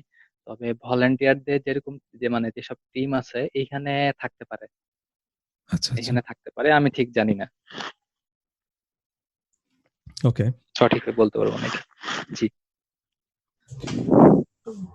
আমরা তাহলে আগের কোয়েশ্চেনটা ফেরত যাই, যেটা ছিল যে মানে তোমরা তো ঠিক আছে ফর্ম করলা, লাইক তোমরা চিন্তা করলা যে তোমরা পেজ করবা অথবা ব্লগ করবা, এরপর অ্যাকচুয়ালি তোমরা জি। প্রোগ্রেস করলা কিভাবে? বিকজ এইরকম কোনো কিছু বাংলা ভাষায় তখন মানে অ্যাভেলেবল ছিল না। ইনফ্যাক্ট তোমাদের বইটা ছিল ফার্স্ট বই, এরপর আরেকটা বই বের হয়েছে ওয়াকি থেকে, ঘুরে দাঁড়াম, রাইট? জি। সো মানে হাউ ডিড ইউ প্রোগ্রেস, এবং তোমাদের মানে চিন্তাটা কি ছিল, এবং মানে এখান থেকে তারপর বই হওয়া, তারপর এখন আমরা দেখি যে ক্যাম্পেইন হইতেছে, তো মানে এই জি। পুরো জিনিসটা আসলে কি কিভাবে প্রোগ্রেস করলাম? আচ্ছা ভাইয়া, শুরুতে আমরা যখন ওই স্টার্ট করছিলাম, তো তখন ওই আপনার হচ্ছে অ্যান্টি পর্নোগ্রাফি নিয়ে ওই পাশ্চাত্যে বেশ ভালো কাজ হয়েছে, ইংলিশে অনেক ভালো কাজ হয়েছে। তো আমরা যেটা করতাম, ওদের আর্টিকেল নিতাম র্যান্ডমলি, তারপর সেটা অনুবাদ করে ফেলতাম। তো আমরা নিজেরাই করতাম, বা পেজে হচ্ছে ভলান্টিয়ার নিয়ে তাদেরকে দিয়ে অনুবাদ করাতাম। তো এইভাবে আর কি চলছে। তো চলতে চলতে প্রায় আহ 1-1.5 বছর যাওয়ার পরে যখন দেখলাম যে আর্টিকেলে মানে অনেকগুলা লেখা হয়ে গেছে আমাদের ব্লগে, প্লাস হচ্ছে আমাদের কাছে যখন মেসেজ আসা শুরু করলো যে ভাই আমার এই সমস্যা এই সমস্যা, মানে অনেক ভয়াবহ মেসেজ আর কি, এগুলা আর কি আমরা বলতে পারতেছি না, কারণ এগুলা ওই যে আমাদের ইয়ে করে নিতে হয় যে আমরা কারোর সঙ্গে শেয়ার করবো না, বাট এগুলা যদি শেয়ার করতে পারতাম তাহলে হয়তো আমি বোঝাতে পারতাম যে কি লেভেলে পৌঁছায় গেছে, মানে ধ্বংসের মানে কোন সীমানায় আমরা পৌঁছায় গেছি। তো তো তখন আমরা ভাবলাম যে আচ্ছা, এটা নিয়ে এইভাবে আমরা র্যান্ডমলি টপিক নিয়ে লেখালেখি না করে বরং একটা বই করলে মনে হয় ভালো হয়। তো ওইখান থেকে আর কি বইয়ের চিন্তাটা আসছিল। তো এরপরে বই বের করার পরে যেটা হয়েছিল যে আমরা ভাবছিলাম আহ বইটা বের করার পরে সবাই হচ্ছে এটা নিয়ে কথা বলা শুরু করে দিবে, যে এটা মানে আমরা সচেতন করতে পারবো সবাইকে, সবাই এটাকে ট্যাবু করে না রেখে এটা নিয়ে কথা বলবে। কিন্তু আমাদের দেখা গেছে যে যে হয়তো রিভিউ দিচ্ছে যে বই অনেক ভালো হয়েছে, এই হয়েছে ওই হয়েছে, বাট সাহিত্যমান ভালো, অনেক সুন্দর লেখা, বাট আমরা এইটা আসলে চাই না। আমরা চাইছি যে মানুষজনকে সচেতন করতে, তারা সচেতন হোক, তারা কথা বলুক এগুলো নিয়ে। তো এই জিনিসটাও হচ্ছিল না। তো তখন আমরা একবার চিন্তা করলাম যে আমরা হয়তো সবাইকে বই পড়াতে পারবো না, বই হাতে হাতে দিতে পারবো না, কিন্তু আমরা অন্য কোনো উপায়ে তাদের কাছে যেতে পারি কিনা। তো এখান থেকে লিফলেটের ধারণাটা আসে, যে লিফলেটের মাধ্যমে হয়তো তাদেরকে সহজেই একটা মেসেজ দেওয়া যেতে পারে। তো প্ল্যান করা হয়েছিল লিফলেট ছাপানোর, কিন্তু কোনো কারণে হচ্ছিল না। তারপরে বাগেরহাটের এক ভাইয়া আর কি, ভলেন্টিয়ার ভাইয়া, উনি নিজের উদ্যোগে লিফলেট প্রিন্ট করে তারপর ওনাদের এলাকায় বিতরণ করছে, মানে করা হয়েছিল, উনি বিতরণ করছিলেন। তো ওইখানে থেকে যে রেসপন্সটা আসছিল ওইটা ছিল মানে আমরা চিন্তাও করি নাই যে এত পজিটিভ রেসপন্স আসবে। তো তারপরে আমরা আর কি প্ল্যান করলাম যে আচ্ছা ঠিক আছে, তাহলে আমরা এখন লিফলেট প্রিন্ট করে করে মানে ক্যাম্পেইন করা শুরু করতে পারি। তো আমরা পেজে হচ্ছে লিফলেট ডিজাইন ডিজাইন করে পেজে আপলোড দিলাম। তবে এইখানে যেটা ছিল, আমাদের একটা ভিডিও আর কি ইউটিউব চ্যানেল থেকে দেওয়া হয়েছিল, টাইটেল মনে হয় যে পতনের আওয়াজ পাই, খুব সম্ভবত। এখানে কয়েকটা স্কুলের বাচ্চাদেরকে মানে বাচ্চাদের থেকে উম, তাদের ফার্স্ট হ্যান্ড এক্সপিরিয়েন্স শোনা হয়েছিল, যে তাদের বন্ধু বান্ধবরা কিভাবে এডিক্টেড হয়ে গেছে বা তারা কিভাবে এডিক্টেড। এবং ওইখানে কিছু হচ্ছে এগুলা নিয়ে বাংলাদেশে হালকা পাতলা যারা কাজ করছেন বিশেষজ্ঞরা, তাদেরও কিছু হচ্ছে কথাবার্তা ছিল। যেমন হচ্ছে ওই যে জাতীয় মানসিক স্বাস্থ্য ইনস্টিটিউটের অধ্যাপক ডাক্তার মোহিত কামাল, এরকম অনেক ইয়ে ছিল। তো এই ভিডিওটা বেশ ভালো রেসপন্স আমরা পাইছিলাম। এই ভিডিওটা যাবার পরে চাঁদপুরে, তারপর হচ্ছে রাজশাহীতে, ময়মনসিংহে, চিটাগাঙে ওইখানকার ভাইয়ারা আহ নিজেরা নিজেরাই টিম ফর্ম করে আমাদের কাছ থেকে লিফলেটের সফট কপি নিয়ে তারপরে তারা আর কি তাদের এলাকায় কাজ শুরু করছেন। তো আমাদের যেটা সেটা হচ্ছে আমরা এখন পর্যন্ত মাঠে ওইভাবে নামি নাই, যা কাজ করতেছে ক্যাম্পেইনের সবকিছুই করতেছে হচ্ছে ভলান্টিয়াররা। তো ক্যাম্পেইন আর কি এইভাবে চলতেছিল। আমি বোঝাইতে পারলাম মানে পারছি না মানে ভালো মতো, বাট না, এটা ক্যাম্পেইনটা ক্লিয়ার। এইভাবে চলতেছে। জি জি জি। আচ্ছা, ইয়েতে এই লিফলেটের কন্টেন্ট মানে কতটুকু ডিটেইল যে আসলে মানুষ উপকার হতে পারে, এটা একটু আইডিয়া আচ্ছা দিবা? এখানে হ্যাঁ, এটা হচ্ছে যে আমরা প্রথমে চিন্তা করছিলাম যে একটা কমন লিফলেট বানাবো যেটা সবাইকে দেওয়া যায়। তো এখানে দেওয়ার পরে যেটা হয়েছে, আগেই বলছি যে আমরা যখন মাঠে নামি তখন হচ্ছে অনেক ধরনের কথাবার্তা শুনতে হয়। তো এমন অনেক হয়েছে যে এই লিফলেটের কন্টেন্ট দেখে মানে স্কুলে মানে বের করে দেওয়ার মতো, মানে দূর দূর করে তাড়িয়ে দেওয়ার মতো অবস্থা এরকম হয়েছে। তো এরপরে আমরা যেটা করছি যে আমরা ইয়ে করে নিছি যে কলেজের বাচ্চাদের জন্য একরকম হবে, কলেজ ভার্সিটির জন্য, হাই স্কুলের বাচ্চাদের জন্য একরকম হবে, এবং যারা গার্ডিয়ান থাকবে তাদের জন্য একরকম হবে। তো গার্ডিয়ানদেরকে আমরা যেমন বোঝানোর চেষ্টা করছি যে এটা আসলে কি পরিমাণ ক্ষতি করতেছে আপনার ছেলেরা, কি পরিমাণ এডিক্টেড হয়ে গেছে, কিভাবে কিভাবে বুঝবেন যে তারা আসলে এডিক্টেড কিনা, বা এডিক্টেড হলে আপনি কি স্টেপস নেবেন, এইটা আর কি। আর কলেজের যারা আছে ওই আমরা মুক্ত বাতাসের খোঁজে বইয়ে যেটা আলোচনা করার চেষ্টা করছি ওইটারই আহ মানে মেন মেন পয়েন্ট গুলো আর কি এখানে তুলে ধরার চেষ্টা করা হয়েছে। যে পর্ন কিভাবে ক্ষতি করতেছে, মাস্টারবেশন কিভাবে ক্ষতি করতেছে, কিভাবে পড়াশোনা ক্ষতি করতেছে, কিভাবে হচ্ছে রেপের জন্য হচ্ছে ইয়ে করতেছে, তারপরে শরীরে কিভাবে ক্ষতি করতেছে, পরে ডিভোর্সের কি মানে বড় ধরনের একটা ফ্যাক্টর। আমেরিকাতে হচ্ছে 56% ডিভোর্সের কারণ হচ্ছে পর্নোগ্রাফি। তারপরে হচ্ছে আহ শারীরিক যে ক্ষতিগুলা হচ্ছে, এই জিনিসগুলো আর কি তুলে ধরার চেষ্টা করা হয়েছে। তো বাচ্চাদের জন্য লিফলেটের ডিজাইনটা এখনো আমরা কন্টেন্ট রেডি করতে পারি না, ইনশাল্লাহ 1-2 মাসের মধ্যে এটা হয়ে যাবে। ওকে। এটাই আর কি লিফলেটের ব্যাপারে। তো আচ্ছা, তোমাদের হ্যাঁ, হ্যাঁ বলো। জি তো জি ভাই। তোমাদের ফিউচার প্ল্যান কি এখন, মানে সামনের স্টেপস গুলি কি কি প্রজেক্ট আছে সামনে? আচ্ছা সামনে আমাদের যেটা আছে যে আহ আমাদের হইতেছে এখন পর্যন্ত প্রায় একটু হ্যাঁ চেক করে এটা কতগুলো এলাকাতে হয়েছে। এখন পর্যন্ত আমাদের প্রায় 27টা এলাকাতে ক্যাম্পেইন হয়ে গেছে, বাংলাদেশের 27টা জেলাতে। আর কাজ চলতেছে, মানে ক্যাম্পেইন করার জন্য প্রিপারেশন নেওয়া হচ্ছে প্রায় 20টা জেলাতে। তো আমাদের এখন যে প্ল্যান আছে সেটা হচ্ছে যে বাংলাদেশের 64টা জেলাতে এটা করা, আহ অন্তত একটা হলেও করা, এবং এটা যখন কাভার হয়ে যাবে তখন জেলা পর্যায়ে হয়ে গেলে থানা পর্যায়ে যাওয়া, এবং সেখান থেকে হচ্ছে মানে গ্রামের রিমোট এরিয়া গুলোতে যাওয়া, এইখানে যে ক্যাম্পেইন করা, লিফলেট বিতরণ করা, এবং বিশেষ করে অভিভাবকদের বোঝানো যে আপনারা ভাবতেছেন যে আপনার ছেলেরা এগুলা দেখতেছে না বা দেখলেও তেমন কোনো ব্যাপার না, কিন্তু এটা যে কি পরিমাণ ক্ষতি, এই যে রেপ বেড়ে যাচ্ছে, রেপ হচ্ছে, অ্যাবর্শন হচ্ছে, তারপর হচ্ছে ওই যে ব্যভিচার হচ্ছে, মেয়েরা ছেলেরা চলে যাচ্ছে বা মানে বিয়ের আগে পালিয়ে যাচ্ছে, এই যে জিনিসগুলা হচ্ছে, এই জিনিসগুলার বা সুইসাইড করতেছে, আর সবচাইতে বেশি ভাই যেটা সেটা হচ্ছে ডিপ্রেশন। আমাদের এই জেনারেশন প্রচুর পরিমাণে ডিপ্রেশনে ভুগতেছে। এগুলার অনেক কারণ আছে, তার মধ্যে অন্যতম বড় কারণ হচ্ছে পর্নোগ্রাফি এবং মাস্টারবেশন, এইটার কারণে প্রচুর পরিমাণে ডিপ্রেশনে ভুগতেছে। তো এই জিনিসগুলা গার্ডিয়ানদেরকে বিশেষ করে বোঝানো, এবং আহ আর যে জিনিসটা আছে সেটা হচ্ছে যে আমরা আমাদের কাছে যখন আসক্তরা সাহায্য নিতে আসেন তো একটা লেভেল পর্যন্ত তাদেরকে আমরা হেল্প করতে পারি, আসলে এই কাজগুলা আমাদের করার না। আমরা অনেক ছোট মানুষ আর কি, বলতে গেলে আমাদের করার যোগ্যতাও আর কি নাই এই কাজগুলা। তো যে জিনিসটা হচ্ছে যে যখন কাউন্সিলিং এর জন্য আসেন তো তখন আমরা একটা লেভেল পর্যন্ত হেল্প করতে পারি, কিন্তু এখানে আসলে প্রফেশনাল ভাবে কাউন্সিলিং করানো দরকার। তো বাংলাদেশে এই জিনিসটা নাই বলতে গেলে।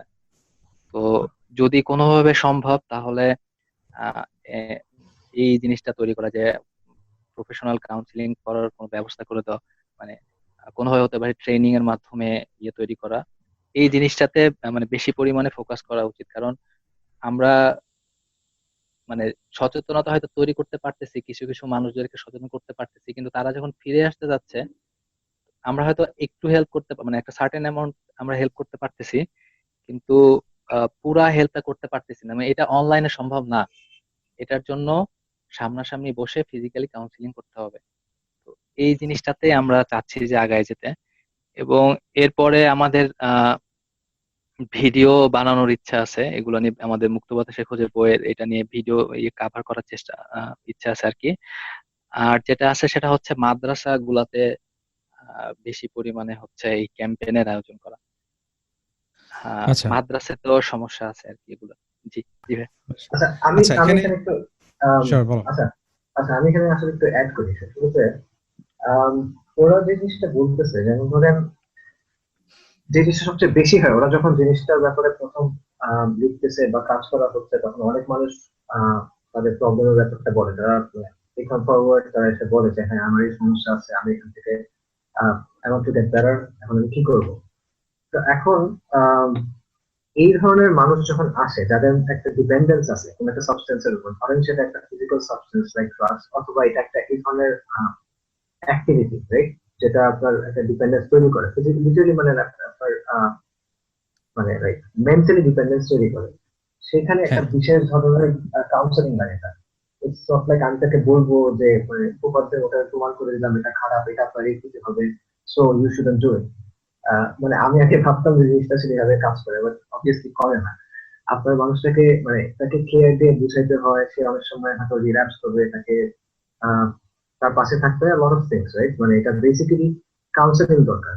প্রবলেমটা হচ্ছে একে যখন আমরা, এটা অনেক জায়গায় হয়েছে, একে যখন আমরা এদের কাছে যাইতে বলি, মানে ওরা যখন বলে ধরেন কি জানি সাইকোলজিস্ট, এমন হয়েছে যে সাইকোলজিস্ট বলছে, সে গিয়ে বলছে যে হ্যাঁ আমার সমস্যা কি, আমি ডিপ্রেশনে আছি কেন, আমি সে পর্নোগ্রাফি দেখে, মাস্টারবেশন করে, সমস্যা হচ্ছে একদম কোনো সমস্যা না, মাস্টারবেশন শরীর কোনো ক্ষতি হয় না, তুমি করো, কোনো প্রবলেম নেই, একটা মাত্রার মধ্যে করবো, আর বিয়ে করলে ঠিক হয়ে যাবে, এটা একটা কথাবার্তা বলে। সেই ছেলে এসে মনে করলো উল্টা বুঝ পারলো এখান থেকে, এরকম একটা অবস্থা, সে আরো কনফিউজ হয়ে যায়। তো এটাও একটা কথা, এবং এটা হওয়ারই কথা, because psychology as a field, তারা যে বেসিসের উপর মানে দাঁড়ায় আছে বর্তমানে, এবং স্পেশালি সেক্সুয়ালিটির ব্যাপারে তাদের যে মানে টোটাল ক্যানন, তাদের যে টোটাল মানে বডি অফ নলেজ, এটা কমপ্লিটলি বিল্ড আপন একটা মানে বিকৃত আন্ডারস্ট্যান্ডিং, যেটার ব্যাপারে এই বই অল্প কিছু আলোচনা আছে, which is Kinsey and all that. যাই হোক, মূল পয়েন্ট হচ্ছে সাইকোলজির বর্তমান যে পজিশন, সেটা অলমোস্ট প্রো পর্নোগ্রাফি, ঠিক আছে, প্রো পর্নোগ্রাফি। সো সাইকোলজিস্টের কাছে যে তারা কোনো কাউন্সিলিং পায় না। আরেকটা কাউন্সিলিং যে জায়গায় হইতে পারতো এবং যেটা হওয়া উচিত, সেটা হলো ফর এক্সাম্পল ধরেন মসজিদের ইমাম হতে পারে, বা ধরেন বেসিক্যালি সমাজের মানুষ যারা দিনদার মনে করে, মানে আলেমদের মধ্যে, জেনারেল দিনদার বলতেছি না, ওলেমা, তাদের কাছে গিয়ে। বাট অ্যাগেন এখানে যেতে একটা প্রবলেম হলো যে একটা কমিউনিকেশন গ্যাপ আছে, দুই হলো যে ওনারা আসলে এটা ব্যাপারে ওভাবে জানেন না, ওইভাবে ইকুইপ না। প্রবাবলি এই মুক্ত বাংলাদেশের খোঁজের ব্যাপারে একটা এরকম মাসিক, ওইখানে হয়তো বা একটা লেখা আসছে, এর বাইরে আমার আসলে জানা নেই যে এইটা নিয়ে এখানে কতটা কথা হয়, মেনলি ধরেন যেটা আলেম সমাজ বা মাদ্রাসার যে সাইটটা আছে সেখানে। তো তারা বাসার কাছে যাইতে পারে না, কারণ অবভিয়াসলি একটা ছেলে বাবা মার কাছে যাইতে পারতেছে না এই ব্যাপারটা নিয়ে, প্রবলেমটা নিয়ে। তার বন্ধুদের কাছে গেলে বন্ধুরা উল্টা বুঝবে, বন্ধুরা ইনফ্যাক্ট দেখতে বলবে, সে সাইকোলজিস্টের কাছে যাইতে পারতেছে না।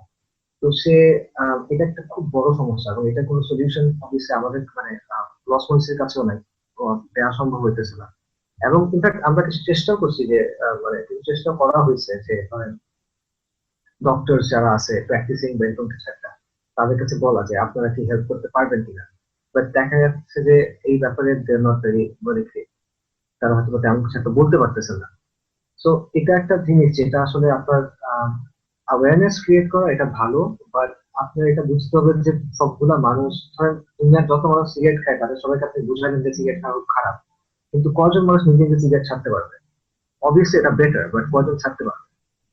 সো তাদেরকে একটা সাপোর্ট দেওয়ার মেকানিজম থাকা দরকার, তাদের একটা কাউন্সিলিং করার মেকানিজম থাকা দরকার, এবং স্পেশালি একটা পরিবেশ দেওয়া দরকার যাতে সে ফেরত আসতে পারে। আমি যদি ধরেন আহ মদের আড্ডায় বসে থেকে মদ খাওয়া বন্ধ করতে চাই, তখন সেটা একটু কঠিন হয়ে যাবে অবভিয়াসলি। তো এই সমাজের মধ্যে যখন সে আসে, এবং সে ওরকম কোনো মানে কম্প্যানিয়ন পাইতেছে না, ফ্রেন্ড সার্কেল পাচ্ছে না, সে কোনো জায়গায় যাইতে পারছে না যেখানে সে আন্ডারস্ট্যান্ডিং পাবে, সে বিয়েও করতে পারতেছে না, বিকজ ধরেন বয়স 32 বছর না হলে, বিসিএস না থাকলে, মানে সরকারি চাকরি না থাকলে তো বিয়ে হওয়া কঠিন এখন। তো সবকিছু মিলাই এটা আসলে খুব বাজে একটা অবস্থা, যেটা থেকে স্পেশালি মানে লস মডেস্টি, মানে মনে করেন 5-6টা লস মডেস্টি মিলে এখান থেকে মানুষকে টেনে তুলতে পারবে না, আরো মানুষ আগে আসতে হবে, নইলে এটা আসলে পসিবল না। এবং মানে আসলে আমি অনেক টাইম ইনস্টিটিউশনালাইজ করা যাবে না। মানে এটা basically it has to be a social movement, it has to be একটা মুভমেন্ট।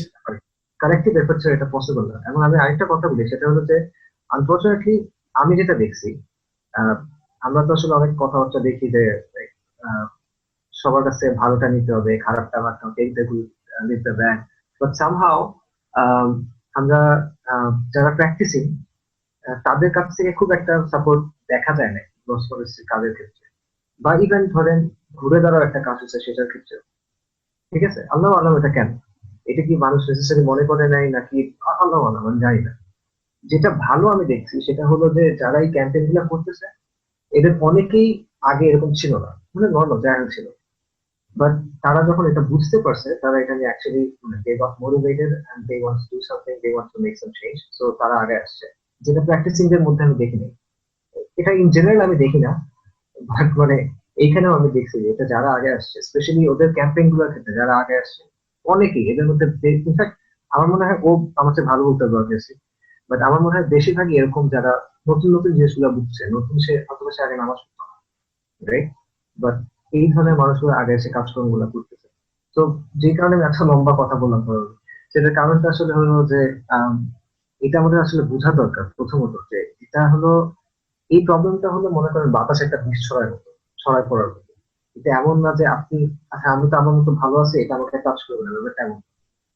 এটা যত ছড়াবে এটা একসময় আপনাকে সারাউন্ড করবে, আর এখানে আপনি না হলে আপনার বাচ্চা, right? আর সেকেন্ড যেটা বোঝার দরকার সেটা হলো যে এটা জাস্ট একজন মানুষ বা লস মডেস্টি বা আর 3-4টা লস মডেস্টি মিলে ইমেজটা চেঞ্জ করতে পারবে না, এটা হিউজ থিং। তো এটার জন্য অনেক অ্যাকচুয়ালি অ্যাওয়ারনেস দরকার, অনেক কথাবার্তা বলা দরকার, এবং অনেক মানুষের অ্যাকচুয়ালি আগে আসা দরকার, এই জিনিসপত্রগুলো নিয়ে কাজ করা দরকার, কাজ করা অনেক কিছু আছে। সো এই যে তোমার কথা অনুসারে বোঝা গেল যে এই স্টুডেন্টরা সাইকোলজিস্টের কাছে যেতে পারছে না বা টিচারের কাছে, বা এই একটা অকওয়ার্ডনেস বা ব্যারিয়ার আছে আর কি যাওয়ার জন্য। সো এই টোটাল এই এফোর্টটাকে ইনস্টিটিউশনালাইজ করার কোনো মানে সহজ কোনো উপায় নাই যা বোঝা যাচ্ছে। মানে কোনো একটা ফান্ডিং যদি জোগাড় করা হতো যে এই এফোর্টটাকে আরেকটু ফর্মালাইজ ইনস্টিটিউশনালাইজ করা যায় কিনা, এটা কি পসিবল আসলে?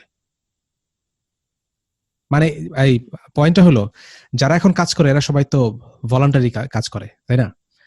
এখন যদি এদেরকে ফুল টাইম ডিপ্লয় করা যেত মেবি ফান্ডিং স্যালারি দিয়ে, তাহলে কি এই প্রবলেমটা আরেকটু বেটার সলভ হইতো না ডিফারেন্ট ভাবে সলভ করতে হবে? অবভিয়াসলি বাট মানে এটা মানে কথাটা হলো যে এটা ইট উইল টেক একটা মানে বেশ বড় একটা এফার্ট, মানে আমি বেশ বড় বলতে অনেক বড় একটা এফার্ট লাগে, মানে এটা এটা আমাদের অ্যাজ এ নেশন বা মনে করেন অ্যাজ এ জেনারেশন ধরেন আপনার একটা অ্যাওয়েকেনিং লাগবে।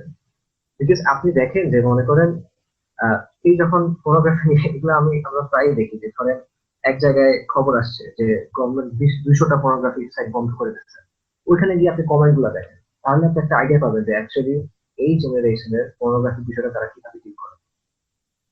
মানে তাদের হ্যাঁ, কমেন্ট হলো যে হ্যাঁ বকাবকি করে এভাবে অনেকে সিদ্ধান্তের ব্যাপারে। গালাগালি হুম। করে মজা করে, হ্যাঁ আমি তো আগে 200 জিবি নামায় রাখতে আমার হ্যান্সার হিসেবে কথাবার্তা, তারপরে হ্যাঁ এখন ধর্ষণ আরো বাড়বে, এটি আপনাদের পছন্দ, তাই না? তো এই যে মানে ননসেন্স, সে বুঝতেছে না আসলে কি। সো এবং এটা কিন্তু দিন দিন বাড়তেছে। এবং আমাদের জন্য ধরেন আমার বয়স থেকে একটা 10 বছরের ছেলে কিভাবে জিনিসটা দেখতেছে এটা চিন্তা করা কিন্তু আসলে almost very difficult, right, almost impossible. তাই আমি হয়তো বুঝতে পারতেছি না ওর জন্য জিনিসটা আসলে কত খারাপ। So coming back to your point, obviously যদি কোনো ইনস্টিটিউশন বা সাম পিপল যারা ফোকাসড অন দিস তারা এই কাজটা করে এটা ভালো হবে, বাট এটা জাস্ট একটা ইনস্টিটিউশনে হবে না, এটা আপনার মনে করেন আহ মানে সামষ্টিক ভাবে কাজ লাগবে। ধরেন রেট হইতেছে, অনেক রেট বেড়ে গেছে, এই অবস্থায় রেট থামানোর একটা ওয়ে হলো যে সব মানুষের মধ্যে আগে এই বিষয়টা স্বীকার করতে হবে যে হ্যাঁ উই হ্যাভ এ প্রবলেম, এবং এটা আমাদের জন্য লাইক এই প্রবলেম থামাইতে হবে, মানুষের মধ্যে অ্যাওয়ারনেস আসবে, অথবা রাস্তাঘাটে পোলাপানি একটু নজর রাখবে যে হ্যাঁ একটা মেয়ে হয়তোবা রাতে বাসে উঠছে একা যাইতেছে, আচ্ছা তার একটা বিপদ হইতে পারে, তার মাথায় এটা থাকতেছে। আমার পয়েন্টটা হলো যে অ্যাজ এ সোসাইটি একটা অ্যাওয়ারনেস দরকার, যেটা আসলে obviously একটা institution would help, but it's not nearly enough. আগে হয়তো আমাকে বেটার করতে হবে, বাট এটা হলো আমার আন্ডারস্ট্যান্ডিং। তো অনেকটা টেক্সট বই লেভেলে অ্যাওয়ারনেস বাড়াইতে হবে, মানে ইট বয়েলস ডাউন টু, তাই না? স্কুলের টেক্সট বই বা ম্যাসিভ লেভেলে সবচেয়ে ভালো হলো অ্যাকচুয়ালি খুতবা। আপনি সবাই জুমার বারে যাচ্ছে, রাইট? সবাই যাচ্ছে, খুতবা হইতে পারে, সেটা আরো অনেক কিছু হইতে পারে। এটা অ্যাকচুয়ালি নট নেসেসারি টেক্সট বই হইতে হবে, বাট মানে আমরা সবাই আসলে আমরা সবার জায়গা থেকে কাজটা করতেছি কিনা। আচ্ছা, এই ফিল্ডে মানে এই কাজ করা বা সাকসেসের কোনো মডেল আছে যেটা আমরা সরাসরি ফলো করতে পারি, বা ওদের সাকসেস রেট নাকি? এইভাবে যেভাবে কাজগুলা করা দরকার, যেমন একটা আছে হচ্ছে ফাইট দ্য নিউ ড্রাগ, এরা হচ্ছে কাজ করে যায়, অনেক দিন ধরে কাজ করতেছে এগুলো নিয়ে, বাট এদের সাকসেস রেট যে কিরকম, মানে আমাদের মতো যেরকম এই লিফলেট দিচ্ছে বা এই টাইপের যে ক্যাম্পেইন করতেছে, এটা অনেক মানে ম্যাসিভ স্কেলে করতেছে, ওয়ার্ল্ড ওয়াইড জুড়ে করতেছে, বাট এদের সাকসেস রেট সম্পর্কে আমার কোনো আইডিয়া নাই। তো এটা মানে আসিফ ভাইয়া বলতে ভালো পারবেন আর কি।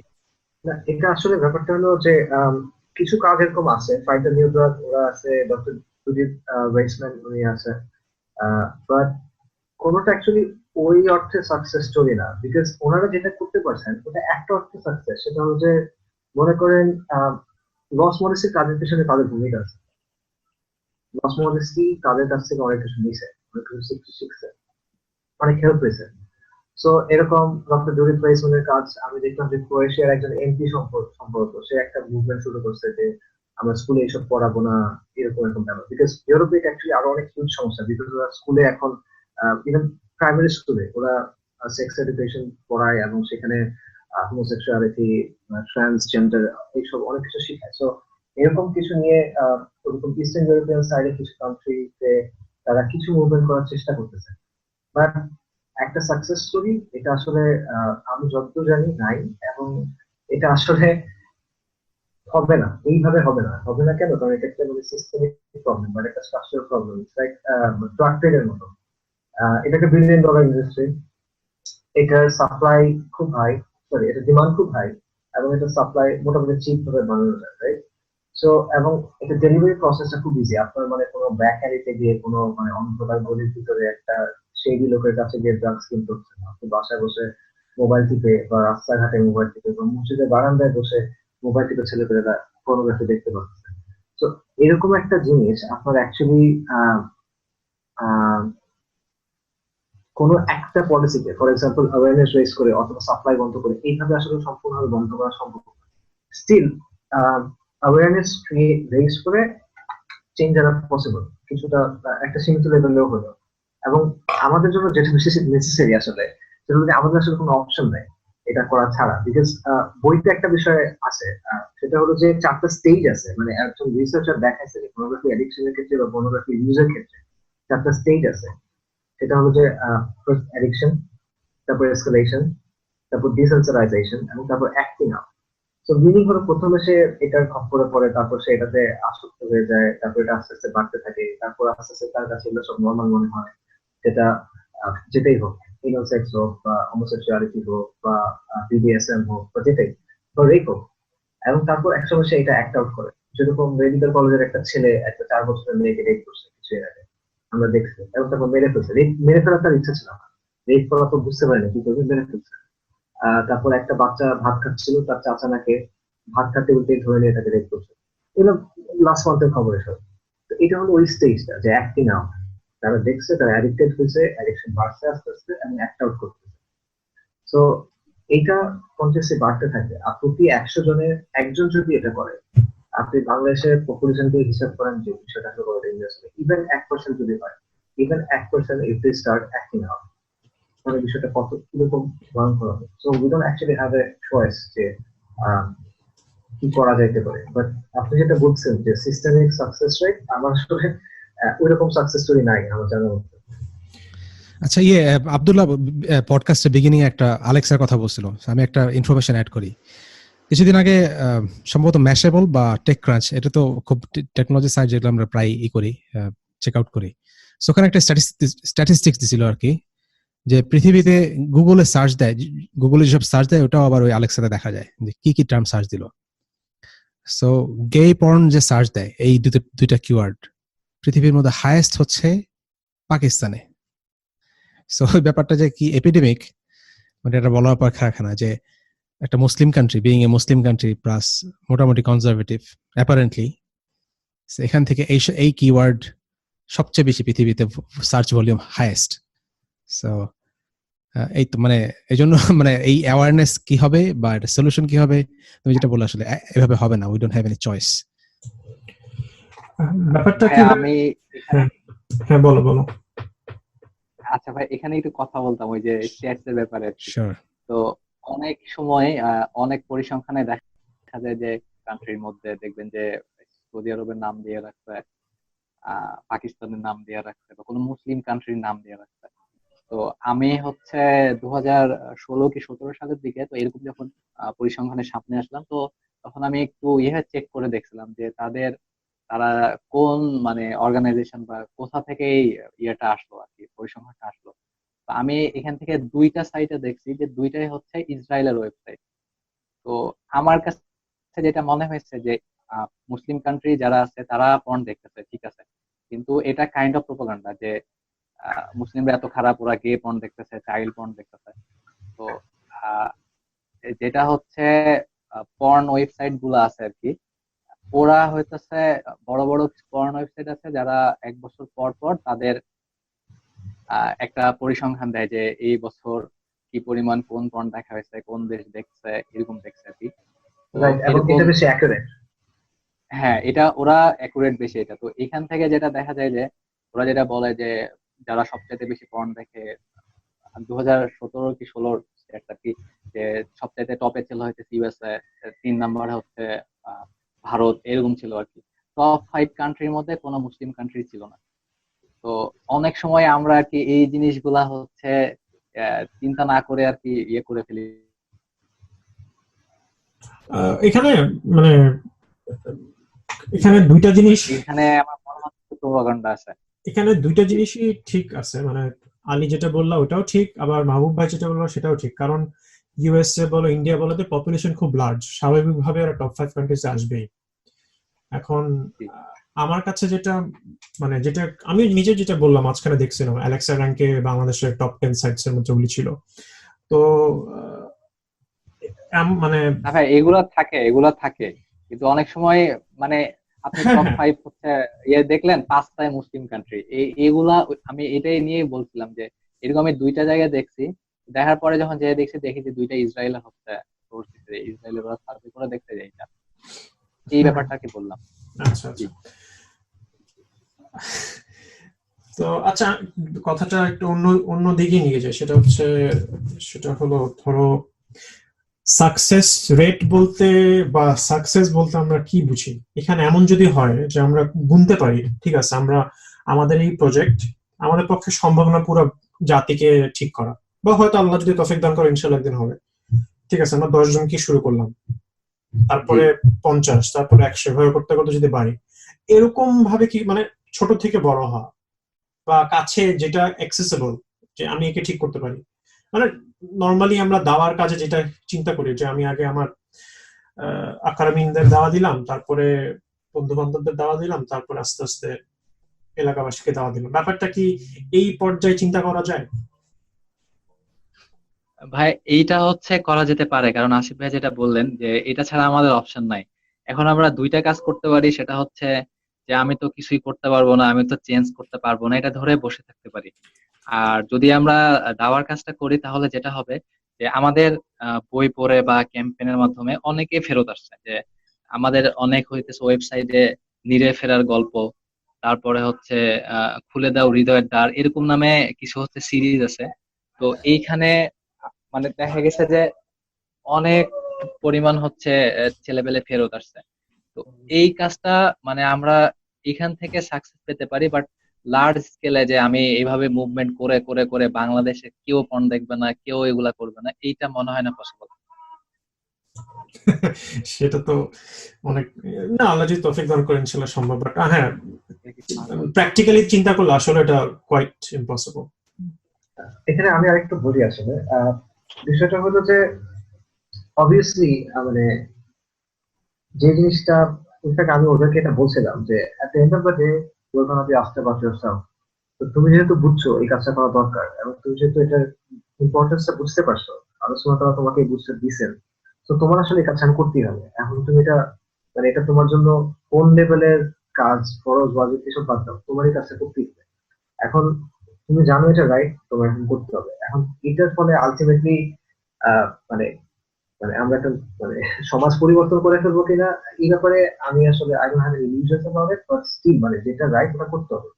সো দুটো অ্যাকচুয়ালি মিউচুয়ালি এক্সক্লুসিভ না যে একটা মানুষ যতটুকু সামর্থ্য আছে সে করবে, ইভেন ইফ আমি যদি জানি যে এটা একটা লুজিং ব্যাটল, এটা আসলে এভাবে সম্ভব না। যেটা unless there is a massive change, একটা সিস্টেম্যাটিক্যাল চেঞ্জ যদি না আসে তাহলে এটা আসলে কম করা সম্ভব। Just like crime, just like global prosecution এবং মানে আহ, এই ধরনের ব্যাপারগুলোর ক্ষেত্রে আর কি যেটা হয় এটা পসিবল না, বাট স্টিল যেহেতু মানে আমরা বুঝতে পারছি তো অবভিয়াসলি কাজটা করতে হবে এবং এটা হলে কাজটা সর্বোত্তম ভাবে করতে হবে সামর্থ্যের মধ্যে থেকে, অবভিয়াসলি এটা।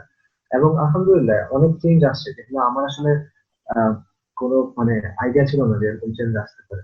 এটা ওরা অ্যাকচুয়ালি আরো ভালো বলতে হবে। এবং যারা একটু ভেতর থেকে দেখে ওরা আসলে বুঝতে পারে। আপনি ওদেরকে জিজ্ঞেস করতে পারেন যে ওরা আসলে বলবে বা বলবে না আমি জানি না, যে ওদের টিম মেম্বার কয়জন, ওরা কয়জন মানুষ নিয়ে কাজ করছে, ঠিক আছে, বা এখন অ্যাকচুয়ালি ওরা কয়জন মানুষ নিয়ে কাজ করতেছে, কয়জন এই কাজটার সাথে আছে। এখন তো ওরা অনেক কাজ করতে চায়, আরো মানে আরো বইয়ের কাজ করার আছে, আপনার ডকুমেন্টারি বানানোর মতো অনেক কাজকর্ম করা যায়। তারপর মনে করেন ভিডিও বানানো যায়। বাংলাদেশে এই সালমান মুক্তাদির, তাহসিন এহসান, এইসব আবু ফাবু পোলাপান এরা তো ধীরে ধীরে বানায়, ভাইরাল হয়ে যায়, মিলিয়ন্স অফ ভিউজ, এবং পোলাপান এইসব শিখে। এখানে অনেক কিছু হ্যাঁ, করার আছে। সুলাইমান সুখন তো একবার সরাসরি পাবলিকলি ডিক্লেয়ার দিয়েছিল যে আমার কাছে 500 জিবি কালেকশন আছে তোমাদের জন্য। ও তো ছ্যাঁচড়াই, ওর কাছে এইসবই থাকবে, ও হয়তো এইসব ফেসিলিটি পাবে আর কি না, বলবো। কোন একটা ইউনিভার্সিটির ভিতরে সম্ভবত। কি নর্থ বাজে সাউথ অবস্থা। হ্যাঁ। ও 11 ও 11 এটা খুবই কমন ফেনোমেনা, মানে কার কাছে কত জিবি আছে এটা বড়াই করার জিনিস মনে করে মানুষ। এটা আনফরচুনেটলি এটা সত্যি এটা কথা। একটা স্ট্যাটাসের মতো, it's not something that makes you to. But আমার পয়েন্টটা হলো যে অ্যাকচুয়ালি অনেক কিছু করার আছে, ভিডিওর ক্ষেত্রে করার আছে। বাট অ্যাকচুয়ালি আপনি ওদের জিজ্ঞেস করে দেখেন যে ওরা ওদের টিমের সাইজ করেন বা কয়জন অ্যাকচুয়ালি কাজের জন্য ওরা পায় করার জন্য, রাইট? সো আপনি যখন এই ব্যাপারগুলো দেখবেন তখন আহ, এই সিস্টেম্যাটিক চেঞ্জ বা একটা বড় চেঞ্জ বা সোসাইটাল চেঞ্জ এই ব্যাপারগুলো আসলে ই করা কঠিন হয়ে যায়। মানে খুব আশাবাদী হওয়াটাও, খুব আশাবাদী হয়েও এটা দেখা আসলে আমার জন্য মানে আমার কাছে মনে হয় যেটা almost impossible. But still that doesn't mean যে আমি কাজটা ছেড়ে দিতে পারবো। এটা right we have to do it. কারণ at the end of the day আমাদের করার ফলাফল তো আসলে আলোচনা করার কাছে।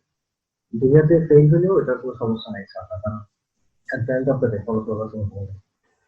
আহ, এই এই রিলেটেডই আমার একটা প্রশ্ন, সেটা হলো আহ, যেহেতু মানে একটু আলোচনা আগেও হয়েছে এই ব্যাপারে যে ইনস্টিটিউশনালাইজ করা বা ফান্ডিং ম্যানেজ করা, ফুল টাইম কাজ করা। তো এখন এটার পাশাপাশি আমার একটা প্রশ্ন হচ্ছে, অ্যানোনিমিটি মেনটেন করে এই কাজটাকে কতটুকু প্রোগ্রেস করা সম্ভব? মানে এটা কি এফেক্ট করতেছে কাজের প্রোগ্রেসটা অ্যানোনিমিটি মেনটেন করার কারণে? ভাইয়া শুধুমাত্র হচ্ছে ভলেন্টিয়ার যেসব ছেলেরা আছে তারা কিন্তু হচ্ছে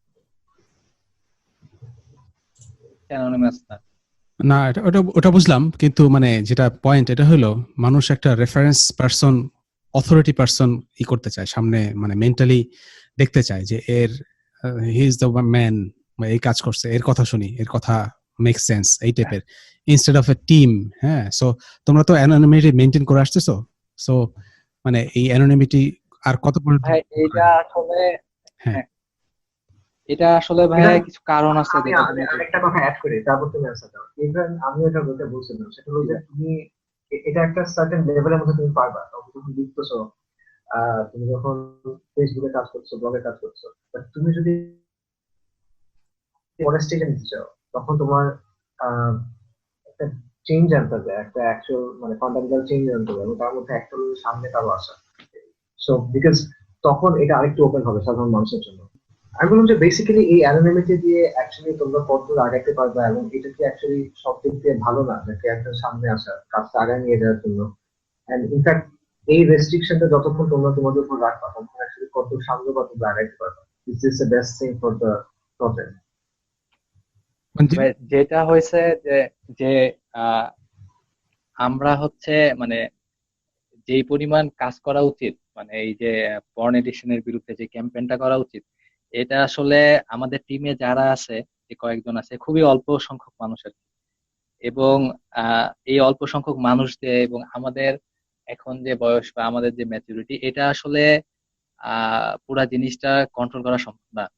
আমরা মনে করছি যে এইটার কাজ যদি কোনো স্কলার আগায় আসতেন তাহলে আর কি ভালো হয়, মানে তাদের কাজ আসলে এইটা। তো এই কারণে মেনলি আমরা হচ্ছে আর কি সামনে আসতে চাচ্ছি না, যে আমরা আসলে পুরো জিনিসটা কন্ট্রোল করতে পারবো না এখন যেভাবে হচ্ছে। আহ, ওই স্কেলে যদি কাজটা শুরু হয়, তাহলে মনে হয় না আমাদের পক্ষে এটা করা পসিবল। আর মেইন কয়েকটা মানে আরো কিছু কারণ আছে, সেটা হচ্ছে যে এক হচ্ছে মানে আমাদের প্রচুর পরিমাণে রিয়া হয়, তো আমরা চাই না যে, আমরা চাই যে পুরো কাজটা যেন আল্লাহ সন্তুষ্টির জন্য হতো। এখন আমরা যদি সামনে যাই, তো যেটা হইতে পারে খ্যাতির বিড়ম্বনা আসতে পারে। আমরা এটা অনেকেই দেখছি, ইভেন আমি আজকে একটা পোস্ট দেখলাম যে এইখানে ফেসবুকের একজন তরুণ লেখককে আর কি আহ, তাকে অনেক মানে মেয়েদের ফিতনার সম্মুখীন হতে হয়, বা সবাই অনেক প্রশংসা করে, এই টাইপের জিনিসগুলো আর কি আমরা অ্যাভয়েড করতে চাই। তো জিনিসটাই জানি যেন হচ্ছে আল্লাহর সন্তুষ্টির জন্য হয়। তো আমরা ঠিক শিওর না আর কি এটা কিভাবে ইফেক্ট পড়তেছে, যে আমরা যদি সামনে আরো আগে আসি তাহলে হয়তো আরো ভালো হবে কিনা। তবে কাজ যতটুকু হচ্ছে মাশাআল্লাহ অনেক সুন্দর হচ্ছে। আমরা কল্পনা করি না যে আমাদের ভলেন্টিয়ার যেসব মানে টিমেরা যেসব আছেন, এরা এত সুন্দর করে কাজ মানে পরিচালনা করবেন। তো এখন যেটা হচ্ছে যে যারা ভলেন্টিয়াররা কাজ করতেছেন সবাই নিজেদের উদ্যোগ। তো আমাদের সামনে আসা না আসা তেমন আহ মনে হয় না কোনো প্রভাব ফেলবে এই কাজের ক্ষেত্রে, আমরা আমাদের যেটা বিলিভ আর কি, আমরা যেটা বিশ্বাস করি। আর যদি আমরা সামনে আমি আগায় আসতে হয় ডিসএগ্রি করি, কারণ তাহলে হলো স্কলারদের আগায় আসা উচিত আর কি। জি ভাই। ডিসএগ্রি করছি কারণ হলো এই লিডারশিপ এবং লিডারকে মানা, এটা তো একটা খুব আমাদের খুব সহজাত প্রবৃত্তি মানুষের। জি So, কেউ ধরো একটা একটা বড় স্কেলে কোন একটা কনফারেন্স ছিল, হ্যাঁ, সো জি ওরা চায় যে লস মডেস্টির এই টিম থেকে আসলে কেউ আসুক। এখন যেহেতু তোমরা কেউই পাবলিকলি ইনা, মানে নাম কি, পাবলিক কোনো ফেস নাই, যে কেউ জি একজন র্যান্ডম পার্সন আসলে কিন্তু ওই ভাবে পাত্তারা দিবে না আসলে, যে this is the man behind this work, তাইলে এর কথা শোনা উচিত। এই জন্য বললাম যে একজন একজন অ্যাটলিস্ট একজন মানে লিডার পার্সন থাকা উচিত, যে এই মুভমেন্টের পাইনিয়ার। সবার আসা দরকার নেই মেবি, কিন্তু মেবি পাবলিকলি একজন আসা দরকার। আদারওয়াইজ ওই স্কেলে, বড় স্কেলে যখন কোনো কাজ টাজ আসবে, ইট উইল বি প্রবলেমেটিক, আমার পার্সোনাল ওপিনিয়ন। ইভেন ইভেন এই স্কেলে ওটা সত্য ভাই। আপনি ধরেন কিছু প্র্যাকটিক্যাল কেসেস দেখেন, ধরেন একটা আম, কি বলে, মানে একটা ফাংশন হচ্ছে যেখানে মনে করেন ওরা এটা নিয়ে একটা কেউ কোন একটা ইউনিভার্সিটি, রাইট, ওরা কোন একটা করতে চায়, এটা নিয়ে ওয়ার্কশপ বা এটা একটা প্রেজেন্টেশন এরকম কিছু একটা। তো ওরা এই ব্যাপারে আগ্রহ আছে ওদের, ওরা বইটা পড়ছে, ওরা চায়, ওরা রুম জোগাড় করছে বা হল রুম ভাড়া করছে, ওরা চায় যে এখানে সেই অনুষ্ঠানটা হোক। তো বাট এই জায়গায় কিন্তু একটা লোক জাস্ট গিয়েই কথাটা বলতে পারবে না। ইভেন আপনি তাকে মানে প্রিন্ট আউট করে দিলেও পারবে না। এই কথাটা আমি ওদের বলছিলাম, ওরা আমাকে অ্যান্সার দিচ্ছে যে হ্যাঁ আমরা তো প্রেজেন্টেশন বানাই দিই। কিন্তু ওরা অ্যাকচুয়ালি দেয়, প্রেজেন্টেশন বানাই দিই, ওদের স্লাইড আছে। বাট পয়েন্ট হলো যে একটা জিনিস কনভিনসিংলি উপস্থাপন করা, মানুষকে প্রস্তুত করা, এটার অবভিয়াসলি এটা মানে ডিগ্রিটা অনেক কমে যাবে যখন একটা আনকোরা নতুন লোক বা একটা নভিস কেউ একটা এই জিনিসটা করবে। So there has to be someone যে জিনিসটা নিয়ে ক্যাম্পেইন করবে। এটা আমাদের দেশে হয়তো একটু কম হয়, বাট ওয়ার্ল্ডে অনেক এক্সাম্পল আছে। যেমন ধরেন আম, আহ, ধরুন ওয়েস্টে, ইভেন একদম একটু উইয়ার্ড এক্সাম্পল দিই, ধরেন কনস্পিরেসি থিওরিস্ট যারা আছে, এদের মধ্যে অনেকে দেখবেন ঘুরে ঘুরে ঘুরে ঘুরে ঘুরে ঘুরে মানে ইনফ্যাক্ট নিজের টাকা খরচ করে অনেক সময় বিভিন্ন শহরে গিয়ে মানে অনুষ্ঠান করে এবং অ্যাওয়ারনেস রেজ করার চেষ্টা করে। সো এমন কথা অনেক ইফেক্টিভ হয়। আপনি ভালো এক্সাম্পল আছে, আপনি ধরেন শেখ আহমেদ দিদার ওনার অবস্থা দেখেন।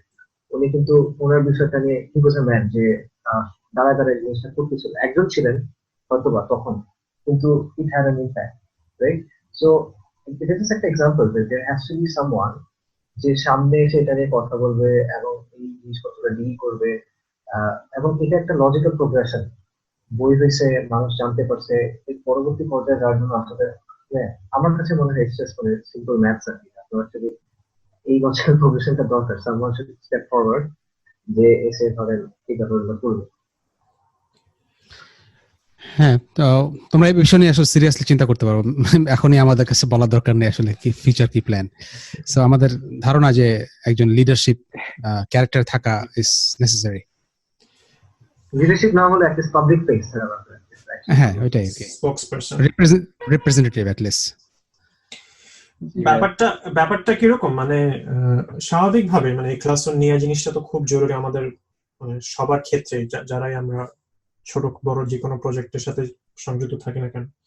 সবচেয়ে বড় প্রবলেম যেটা এখানে সেটা হচ্ছে নর্মাল একটা মানে একটা মসজিদের ইমাম থেকে শুরু করে আলেম যে পর্যায়ে হোক, তারা ওই পর্যায়ে থেকেও তো ফিতনার সম্মুখীন হয় এবং ওনাদেরও মানে বেসিক্যালি ব্যাপারটা আমি এভাবে বোঝাতে চাচ্ছি যে আমি যত আস্তে আস্তে প্রোগ্রেস করব দিনের ক্ষেত্রে, আমার ফিতনাও আস্তে আস্তে বড় হয় আসবে, এটাই স্বাভাবিক।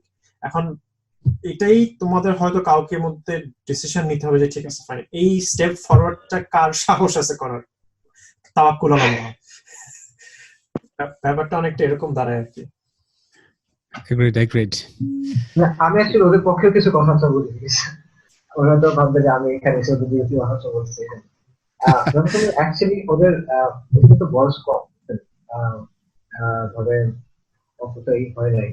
তো আর আমাদের দেশে অনেক সমস্যা আছে এখন। ধরেন আপনি যেমন একটা এক্সাম্পল হলো এক জায়গায় জাস্ট একটা র্যালিও না, মনে হয় ব্যানার টেনার ছাত্রা স্কুলে অনুষ্ঠান করতে গেছে এবং কলেজে এক লোক এসে বলতেছে যে তোমাদেরকে পুলিশের কাছ থেকে এই আছে কিনা, পুলিশের থেকে তোমরা ক্লিয়ারেন্স আছে কিনা, হ্যান্ড তোমরা কোন সংগঠন, এইসব। তো বিভিন্ন গাড়ি ছেলে বলছিল, পাঞ্জাবি পড়া ছেলে ছিল, তো দ্যাট ওয়াজ না। সো এটা একটা বড় ইস্যু। ধরেন ধরেন একটা ইউনিভার্সিটি থেকে অনুষ্ঠান করলো, ধরেন আরো কোনো একটা পাবলিক ইউনিভার্সিটি, তো ওই জায়গায় এই প্রবলেম গুলো হইতে পারে কিনা। তো ওরা এই এই এই বিষয়টা নিয়ে হয়তো ওরা কনসার্ন। তারপর ফ্যামিলির কিছু ব্যাপার স্যাপার আছে, ওরা হয়তো ধরেন এটা একটা ডিমান্ডিং কাজ, ইনফ্যাক্ট এখনই খুব ডিমান্ডিং। আপনারা হয়তো মানে গত এক বছরে বইটা বের হয়েছে অ্যাকচুয়ালি 1.5 বছর হয়ে গেছে প্রায়।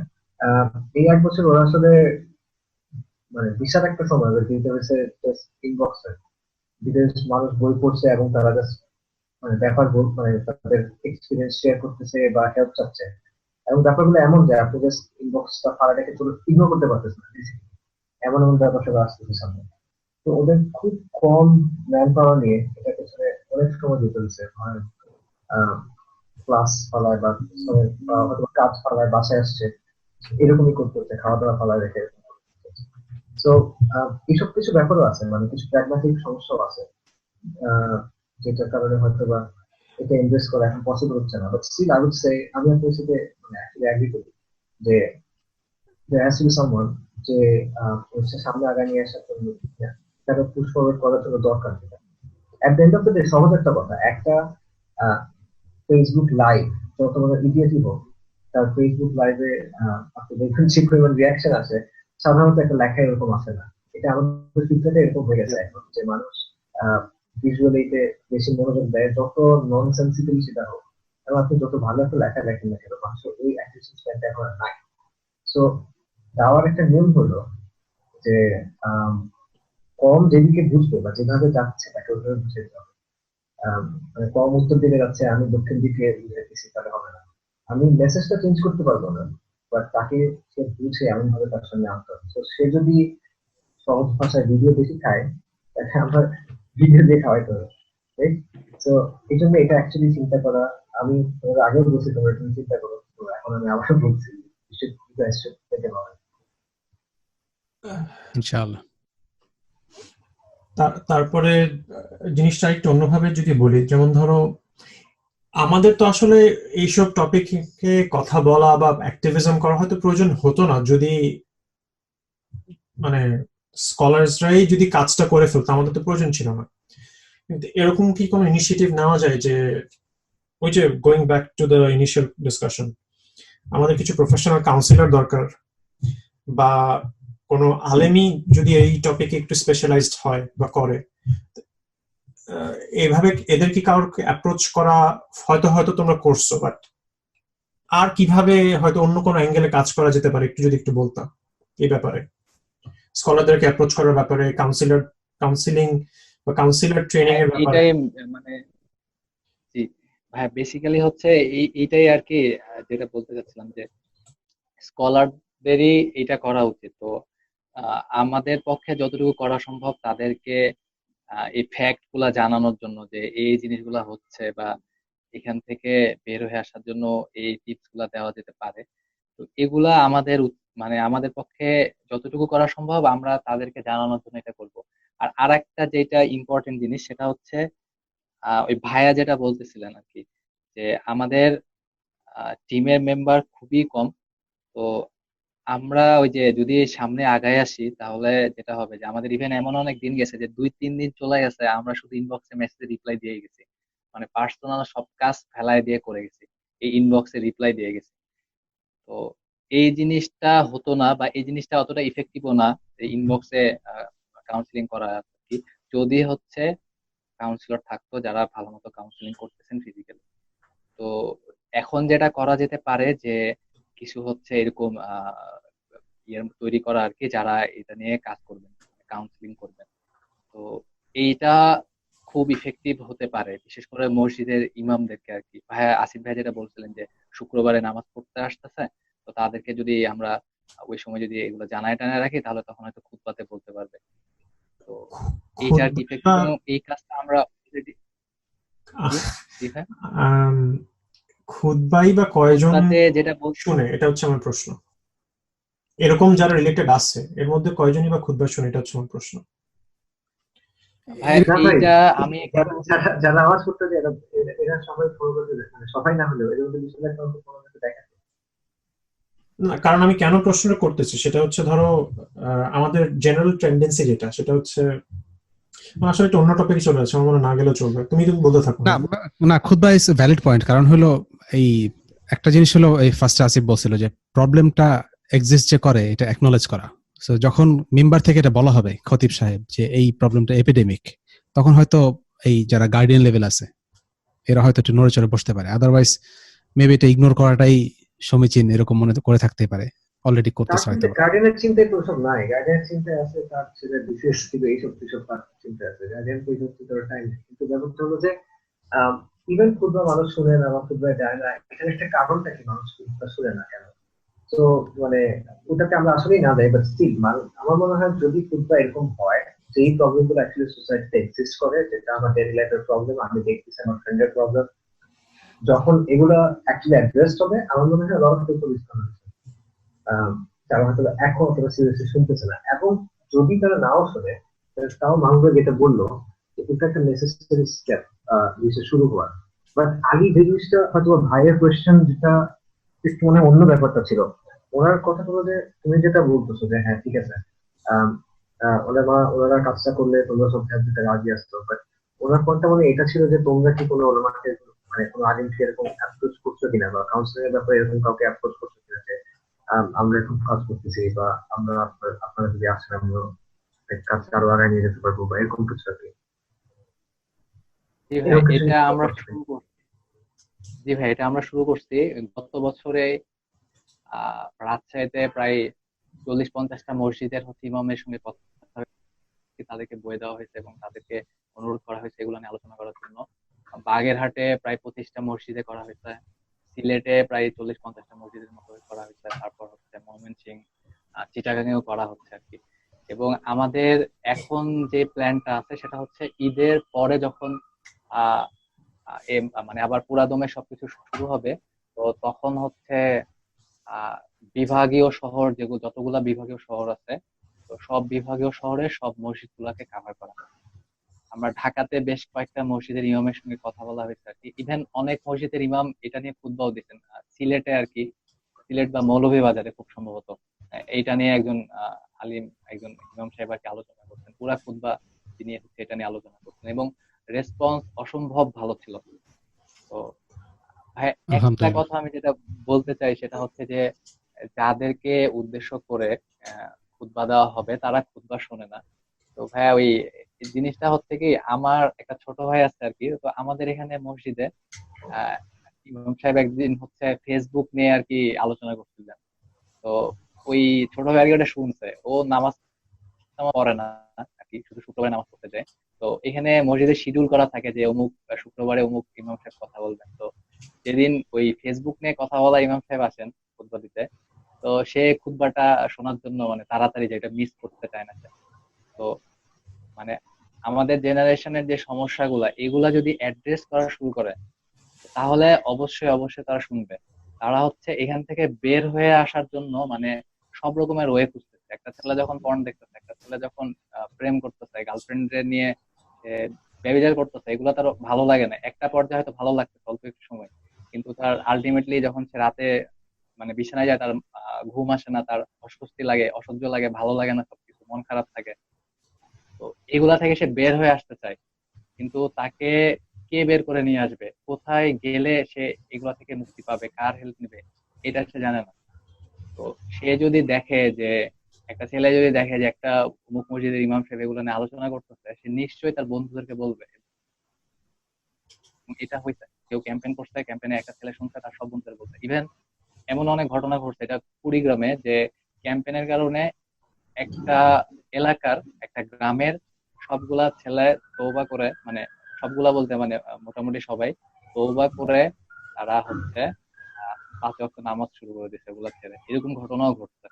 তো তারা আর মাশাআল্লাহ। কি বের হয়ে আসতে চায়, কিন্তু স্টেপটা নিতে মানে কোথায় যে যাবে, কি করবে, এটা তারা বুঝতে পারছে না। তো এটা মসজিদের তাদের ইমাম, জন্য আমরা কিছু করছি কিনা, আমরা তাদের জন্য দরজাটা খুলে দিচ্ছি কিনা, বা একটা আলো হ্যাঁ, জ্বালাতেছি এটা কিনা। খুব ভালো একটা পয়েন্ট হবে। এবং আর একটা যেটা হতে পারে সেটা হচ্ছে স্কুলের টিচারদের আর কি, স্কুল বা কলেজের টিচারদের, তাদেরকে যদি আমরা কনভিন্স করতে পারি এগুলো নিয়ে আলোচনা করার। ইভেন এটাও হয়েছে সিলেটে, বেশ কিছু স্কুলের টিচারেরা ওনারা নিজেদের উদ্যোগে আগায় আসছেন এটা নিয়ে। নটরডেম কলেজেও হচ্ছে, ওখানে টিচার অনেক হেল্প করতেছেন একজন। তারপর হচ্ছে রাজশাহী কলেজে হয়েছে, ওইখানেও স্যারের অনেক হেল্প করতেছেন। তো এই জিনিসগুলা যদি আগায় আসে স্কুলের বা কলেজের, তাহলে অনেক বেশি এটা এফেক্টিভ হওয়ার কথা। তো এই জিনিসগুলা করা দরকার। তারা বের হয়ে আসতে চাচ্ছে, কিন্তু আমরা মানে তারা এখান থেকে বাঁচতে যাচ্ছে, হাত বাড়াই দিচ্ছে, বাট আমরা হাতটা ধরতে পারছি না। এই আর কি। তোমাদের কি এই প্রজেক্টটা আগায় নেওয়ার জন্য ফান্ডিং প্রয়োজন? ফান্ডিং বলতে ভাইয়া বেসিক্যালি আমরা হচ্ছে টিমের যারা আছি, তো আমরা হচ্ছে ফান্ড কখনো কারো কাছ থেকে নিই না। আমরা আর কি সামাও বইয়ের রয়্যালিটি থেকে বা কোনোভাবে চালায় নেওয়ার চেষ্টা করি। তবে ভলান্টিয়ারদের হয়তো ফান্ডিং দরকার পড়ে। তো এক্ষেত্রে আমরা যেটা বলি যে যদি হেল্প করা দরকার পড়ে, যদি রিলায়েবল মনে হয়, ট্রান্সপোর্টিং মনে হয়, তাহলে দিতে পারেন। বাট এই টাকা পয়সা আদান প্রদানের পরে কোনো কিছু হলে আমরা মানে এটা আমাদের দায়িত্ব না আর কি। আপনারা দিতে পারেন, কেউ যদি চাই দিতে পারে, বাট আমরা এটার জন্য কোনোভাবেই আমরা মানে আহ, কোনো কিছু হওয়ার সম্ভাবনা নাই, বাট যদি কোনো কিছু হয়ে যায় আমরা কোনোভাবে দায়ী না আর কি। আচ্ছা, তো আমি আর আমি জিনিসটা একটু হ্যাঁ, ক্লিয়ার করে বলি। সহজ করে বলেন তো। হ্যাঁ, ক্লিয়ার। সেটা আমরা প্রথমত ওদের কাজটা যেটা হয় সেটা হলো যে ওরা সবকিছু ওপেন সোর্স করে দিছে। তো ওদের বইটা পিডিএফ আছে এবং লিফলেট গুলা ওয়েবসাইটে দেওয়া আছে। তো যখন কেউ কাজ করতে আগ্রহী হয় যে আমি আপনার বইটা পড়ছি, ঠিক আছে, এখন আমি চাইলে এটা নিয়ে ক্যাম্পেইন করতে, আমি কি করবো, তখন বলে যে ঠিক আছে, এই যে লিফলেট আছে, আপনি চাইলে এই প্রথমত ফ্রি আপনি যেটা করতে পারেন সেটা হচ্ছে পিডিএফ আপনি মানুষকে দিতে পারেন, বা আপনি পিডিএফ প্রিন্ট করে কাউকে দিতে পারেন, তো আপনি বই কিনতে পারেন, যেটা আপনার মানে বুঝে পাচ্ছি, সুচ্ছে কোনো সমস্যা নেই। তারপর হলো যে আপনি এই লিফলেট গুলো দিতে পারেন, বিতরণ করতে পারেন। এখন কেউ নিজে টি শার্ট ছাপাইতে পারে, অনেকে করছে এটা, কেউ ব্যানার্স করতে পারে, কেউ হল রুম ভাড়া করে অনুষ্ঠান করতে পারে, it depends on that person. ওরা যেটা করে, ওরা জাস্ট এই দিক থেকে সফট মানে কন্টেন্ট এন্ড যা যা হেল্প লাগে, including slide show and all that, বা প্রেজেন্টেশন, ভিডিওস, ওরা এগুলো সবকিছু দিয়ে দেয়। বাট ওই এন্ডে যে কাজ করবে অন দ্য গ্রাউন্ড, এটা এখন তার কাজ। তো এখন যেটা হয়, অনেক মানুষ তারা অ্যাকচুয়ালি টাকা দিতে চায় যে আমি তো আসলে কাজটা করতে পারছি না, বা আমি একা, তো আমি এটা কিভাবে করা যায়। তখন বলা হয় যে ঠিক আছে, ওইখানে কেউ কাজ করতেছে, আপনি যদি তাদের সাথে কথা বলে দেখেন যে তাদের রিলায়েবল, আপনার কাছে ঠিক মনে হচ্ছে, তাহলে আপনি তাদের সাথে মিলে করতে পারেন। হয়তো আপনি লিফলেটের জন্য টাকা দিলেন বা এরকম কিছু একটা। এই টাকার লেনদেনটা ওরা থাকে না এটা, এবং এটা ইনফ্যাক্ট আমি এক্সট্রা করতে অ্যাডভাইস করছি এরকম, এটা না থাকা উচিত। বিকজ আমি আবার যেটা বলবো যে বাংলাদেশের যে সিচুয়েশন, হ্যান্ডস অন অ্যাপ্রোচ ওরা নেয়, ওরা মানুষের কাছে ডোনেশন কালেক্ট করে টাকা কাজ করতেছে, এই জিনিসটা খুব ইজিলি স্পিন করা সম্ভব, যে তারা অর্থায়ন করতেছে কোনো কিছু, রাইট? তো দিস ইজ, এই কারণে এই প্রিকশন নেওয়াটা, গিভেন ওদের এজ এবং গিভেন ওদের বর্তমানে যে বয়সে আছে, ওদের মানে এই জিনিসপত্র হ্যান্ডেল করা আমার মনে হয় difficult। বাট পয়েন্ট যেটা, সেগুলো তো অবভিয়াসলি এর কোনো ফান্ডিং দরকার। ফর এক্সাম্পল, এই জিনিসপত্রগুলো আপনি দেখেন ননসেন্সিক্যাল কত জিনিসপত্র জিনিস করা হইতেছে, রাইট? তো আপনি এই জায়গায় যদি টাকা থাকে, এখানে কাজ করার অনেক কিছু আছে, মানে ফর এক্সাম্পল আমি মানুষের কাছে গেল, তারপর এই যে লিফলেট প্রিন্ট করতেও টাকা লাগে, ওটা লিফলেট খুবই ভালো অ্যাকচুয়ালি, আমি দেখছি মানে ডিজাইনটা, কালার লিফলেট যদি করেন প্রচুর টাকা লাগে সেটার জন্য। যদি আপনি 5,000 ছাপান, যদি কেউ বই কিনে এই করতে চায়, যদিও একটা লো কস্ট বই এই কোনো চিন্তা করা হইতেছে, যেটা বিলি করার জন্য ইজিয়ার হবে, যেটা প্রাইসটা তোমার কম হবে, কোয়ালিটি একটু এই হলো, স্টিল দেন আপনাদের একটা, আপনি যখন স্কেলে করতেছেন কাজটা, ধরেন 2,000 বই একসাথে বিলি করা হবে, তাহলে এটা তো আসলে খরচ পড়বে। তো অবভিয়াসলি এখানে ফান্ডের দরকার আছে। এখনো পর্যন্ত এটা যে চলছে আলোচনাটা উৎসব অ্যাকচুয়ালি, কারণ আহ, এটা কমপ্লিটলি মানে লিডারলেস রেজিস্ট্যান্স টাইপের আর কি। সবাই নিজে নিজের মতো করে করতেছে, ওরা জাস্ট একটা বেসিক হাব হিসেবে বলে যাচ্ছে কন্টেন্ট গুলোতে, এই বিষয়ে কিছু মানে অন দ্য গ্রাউন্ডে এই করে না, যে কারণে ওদের হয়তো বা ওইভাবে ফান্ডিং এর দরকার নেই। বাট স্টিল আপনি একটু চিন্তা করেন, ধরেন ওদের টিমের মেম্বার এখন যতদূর আছে অতদূরই থাকলো, তো ডাউন দ্য লাইন 5 ইয়ার্স পরে যদি ইনশাআল্লাহ বিয়ে কি হবে, বাচ্চা কাচ্চা হবে, বা এরকম ব্যাপারটা যখন আসবে, তখন অ্যাকচুয়ালি কতটুকু সময় দিতে পারবে? হ্যাঁ স্পেশালি আমরা যখন এখন দেখি যে অনেক ইয়াং ভাইরা আছে ফেসবুকে, যারা ইউনিভার্সিটিতে পড়ে, তাদের তেমন একটা কাজ নেই, মানে ইউনিভার্সিটি যারা পার করে আসছে তারা এটা জানে, ইউনিভার্সিটিতে আসলে তেমন একটা কাজ থাকে না, যদিও আমাদের হয়তো মনে হয় যে আমরা অনেক ব্যস্ত থাকি। তো এই ভাইদের থেকে আসলে তেমন কোনো কাজ পাওয়া যায় না। একটা ভিডিও বানানোর কথা বলেন, একটা ইংলিশের কথা বলেন, নাথিং, তেমন কোনো হেল্প পাওয়া যায় না, পুরো কয়েকজন মানুষ। তো এই যদি ওরা বিজি হয়ে যায়, যারা এই কাজটা এখন করতেছে, এরা লস করে, তখন অ্যাকচুয়ালি মানে আপনি কি করবেন, মানে কি করবেন না, হয়তো অন্য কেউ কাজ করতে পারছে, ওদের এন্ট্রির মাধ্যমে ট্যালেন্ট শেয়ার করে, তখন চাইলেও হয়তো দিতে পারবে না। সো অবভিয়াসলি আপনাদের মানে আই এগ্রি যে এই জিনিসটা আসলে দরকার আছে, সামওয়ান নিডস টু এই কাজগুলো করা দরকার, কেউ ফুল টাইম করতে হলে খুব ভালো। হ্যাঁ সেটাই, কারণ অনেক প্রজেক্টই দেখছি যে স্টুডেন্ট থাকার সময় শুরু হইলো, সময় আছে, মোটিভেশনও আছে, তারপরে চাকরি, বিয়ে, বাচ্চা কাচ্চা সব মিলায় আর টাইম পাওয়া খুবই মুশকিল। তো তখন তখন ওই প্রজেক্টের প্রোগ্রেস আর থাকে না, দেখা যাচ্ছে আলটিমেটলি কাজ অনেক বন্ধ হয়ে যায়, এবং এটা খুব কমন। আমাদের এই কথাগুলি বলার উদ্দেশ্যই হচ্ছে এটা, যে কাজটা খুব ভালো, খুবই জরুরি, এটা যাতে থেমে না যায়, এবং থেমে যেতে না যায় সেই স্টেপস যাতে না হয়, এটাই আর কি আমাদের মেসেজটা ছিল। আস্তে আস্তে প্রায় শেষের দিকে চলে আসতেছি, তো একটু অন্য কিছু বিষয় নিয়ে কথা বলি। সেটা হচ্ছে তোমাদের তো অনেক মেসেজ আসে, অনেক মানুষের বিভিন্ন স্টোরিজ, কিভাবে তারা এডিকশন থেকে বের হয়ে আসছে বা কিভাবে হেল্প পাইছে। কিছু যদি কয়েকটা স্টোরিজ বলতা, তাহলে আমাদের ভিউয়ার্সদের জন্য, লিসনার্সদের জন্য ভালো হতো। মানে ফিরে আসছে কিভাবে? হ্যাঁ হ্যাঁ হ্যাঁ। আচ্ছা আচ্ছা, হ্যাঁ আমাদের হচ্ছে আহ একটা ছেলে ছিল আর কি, তো কলেজে পড়ে ছেলে, সে হচ্ছে প্রেম করতো, স্মোকিং টোকিং এগুলাও করতো, সবকিছুই করতো। তো ও হচ্ছে আহ এক রাতে তার বন্ধুর সঙ্গে মানে বন্ধুর বাসায় থাকতে গেছিল। বন্ধুর বাসায় যাওয়ার পরে ও আমাদের বইটা এবং হচ্ছে ওই একটা ইংলিশ একটা সাইটের আর কি খোঁজ পায়, যেটা অ্যান্টি পর্নোগ্রাফি নিয়ে কাজ করতো। তো সে সাইটের ওই লেখা টিখা পড়ে এবং পরের দিন সকালবেলা এসে বইটা আর কি পড়ে। তো বইটা পড়ার পরে সে যেটা হয়েছে যে সে রিলেশনও ব্রেকআপ করে দিছে এবং এই পর্ন এডিকশন থেকেও বের হয়ে আসছে। তো আমি জিজ্ঞাসা করছিলাম তাকে যে তুমি এটা বইটা পড়লা, কিভাবে এখান থেকে বের হয়ে আসলা বা কি কি তোমাকে হেল্প করছে। এটা শুধু এই ছেলেটাকে না, আরো অনেককে জিজ্ঞাসা, মানে ওরা আমাদের যে কাহিনীগুলো জানাইছিল যে এইভাবে ফেরত আসছি, তো কমন কিছু ব্যাপার ছিল যে তারা বইটা শুধু পড়াই নাই, বইয়ের যে টিপস গুলা ছিল এগুলা ভালো মতো পালন করছে। যে অনেকেই থাকে যে বই পড়ে পড়ার পরে আমাদের মেসেজ দেয় যে বইটা পড়ছি কিন্তু আমার কোনো লাভ হয় নাই। তো বইটা আসলে পড়তে হবে এবং সেই সঙ্গে টিপস গুলো ফলো করতে হবে। তো এখানে যারা ফেরত আসছে তাদের যে মানে যে জিনিসগুলা তাদের সবারই কমন ছিল সেটা হচ্ছে যে তারা হচ্ছে 5 ওয়াক্ত নামাজ পড়ছে। দুই হচ্ছে তাদের বেশিরভাগই তাহাজ্জুদে নামাজ পড়ছে। ফেসবুকটা ক্লিন রাখছে, মানে যেন কোনো ধরনের কোনো ট্রিগার করে এমন কোনো কন্টেন্ট যেন না আসে। মুভি দেখা, তারপর সিরিয়াল দেখা, এগুলা হচ্ছে ছাড়ছে। এবং যেটা হয়েছে ফ্রেন্ড সার্কেলটা চেঞ্জ করে নিছে। তো এই জিনিসগুলা ছিল কমন। তো এই জিনিসগুলা কমন মানে এই জিনিসগুলা ফলো করার পরে অনেকেই আর কি ফেরত আসছে। তো আমি এখানে হচ্ছে আহ একটা হচ্ছে ঘটনা বলি।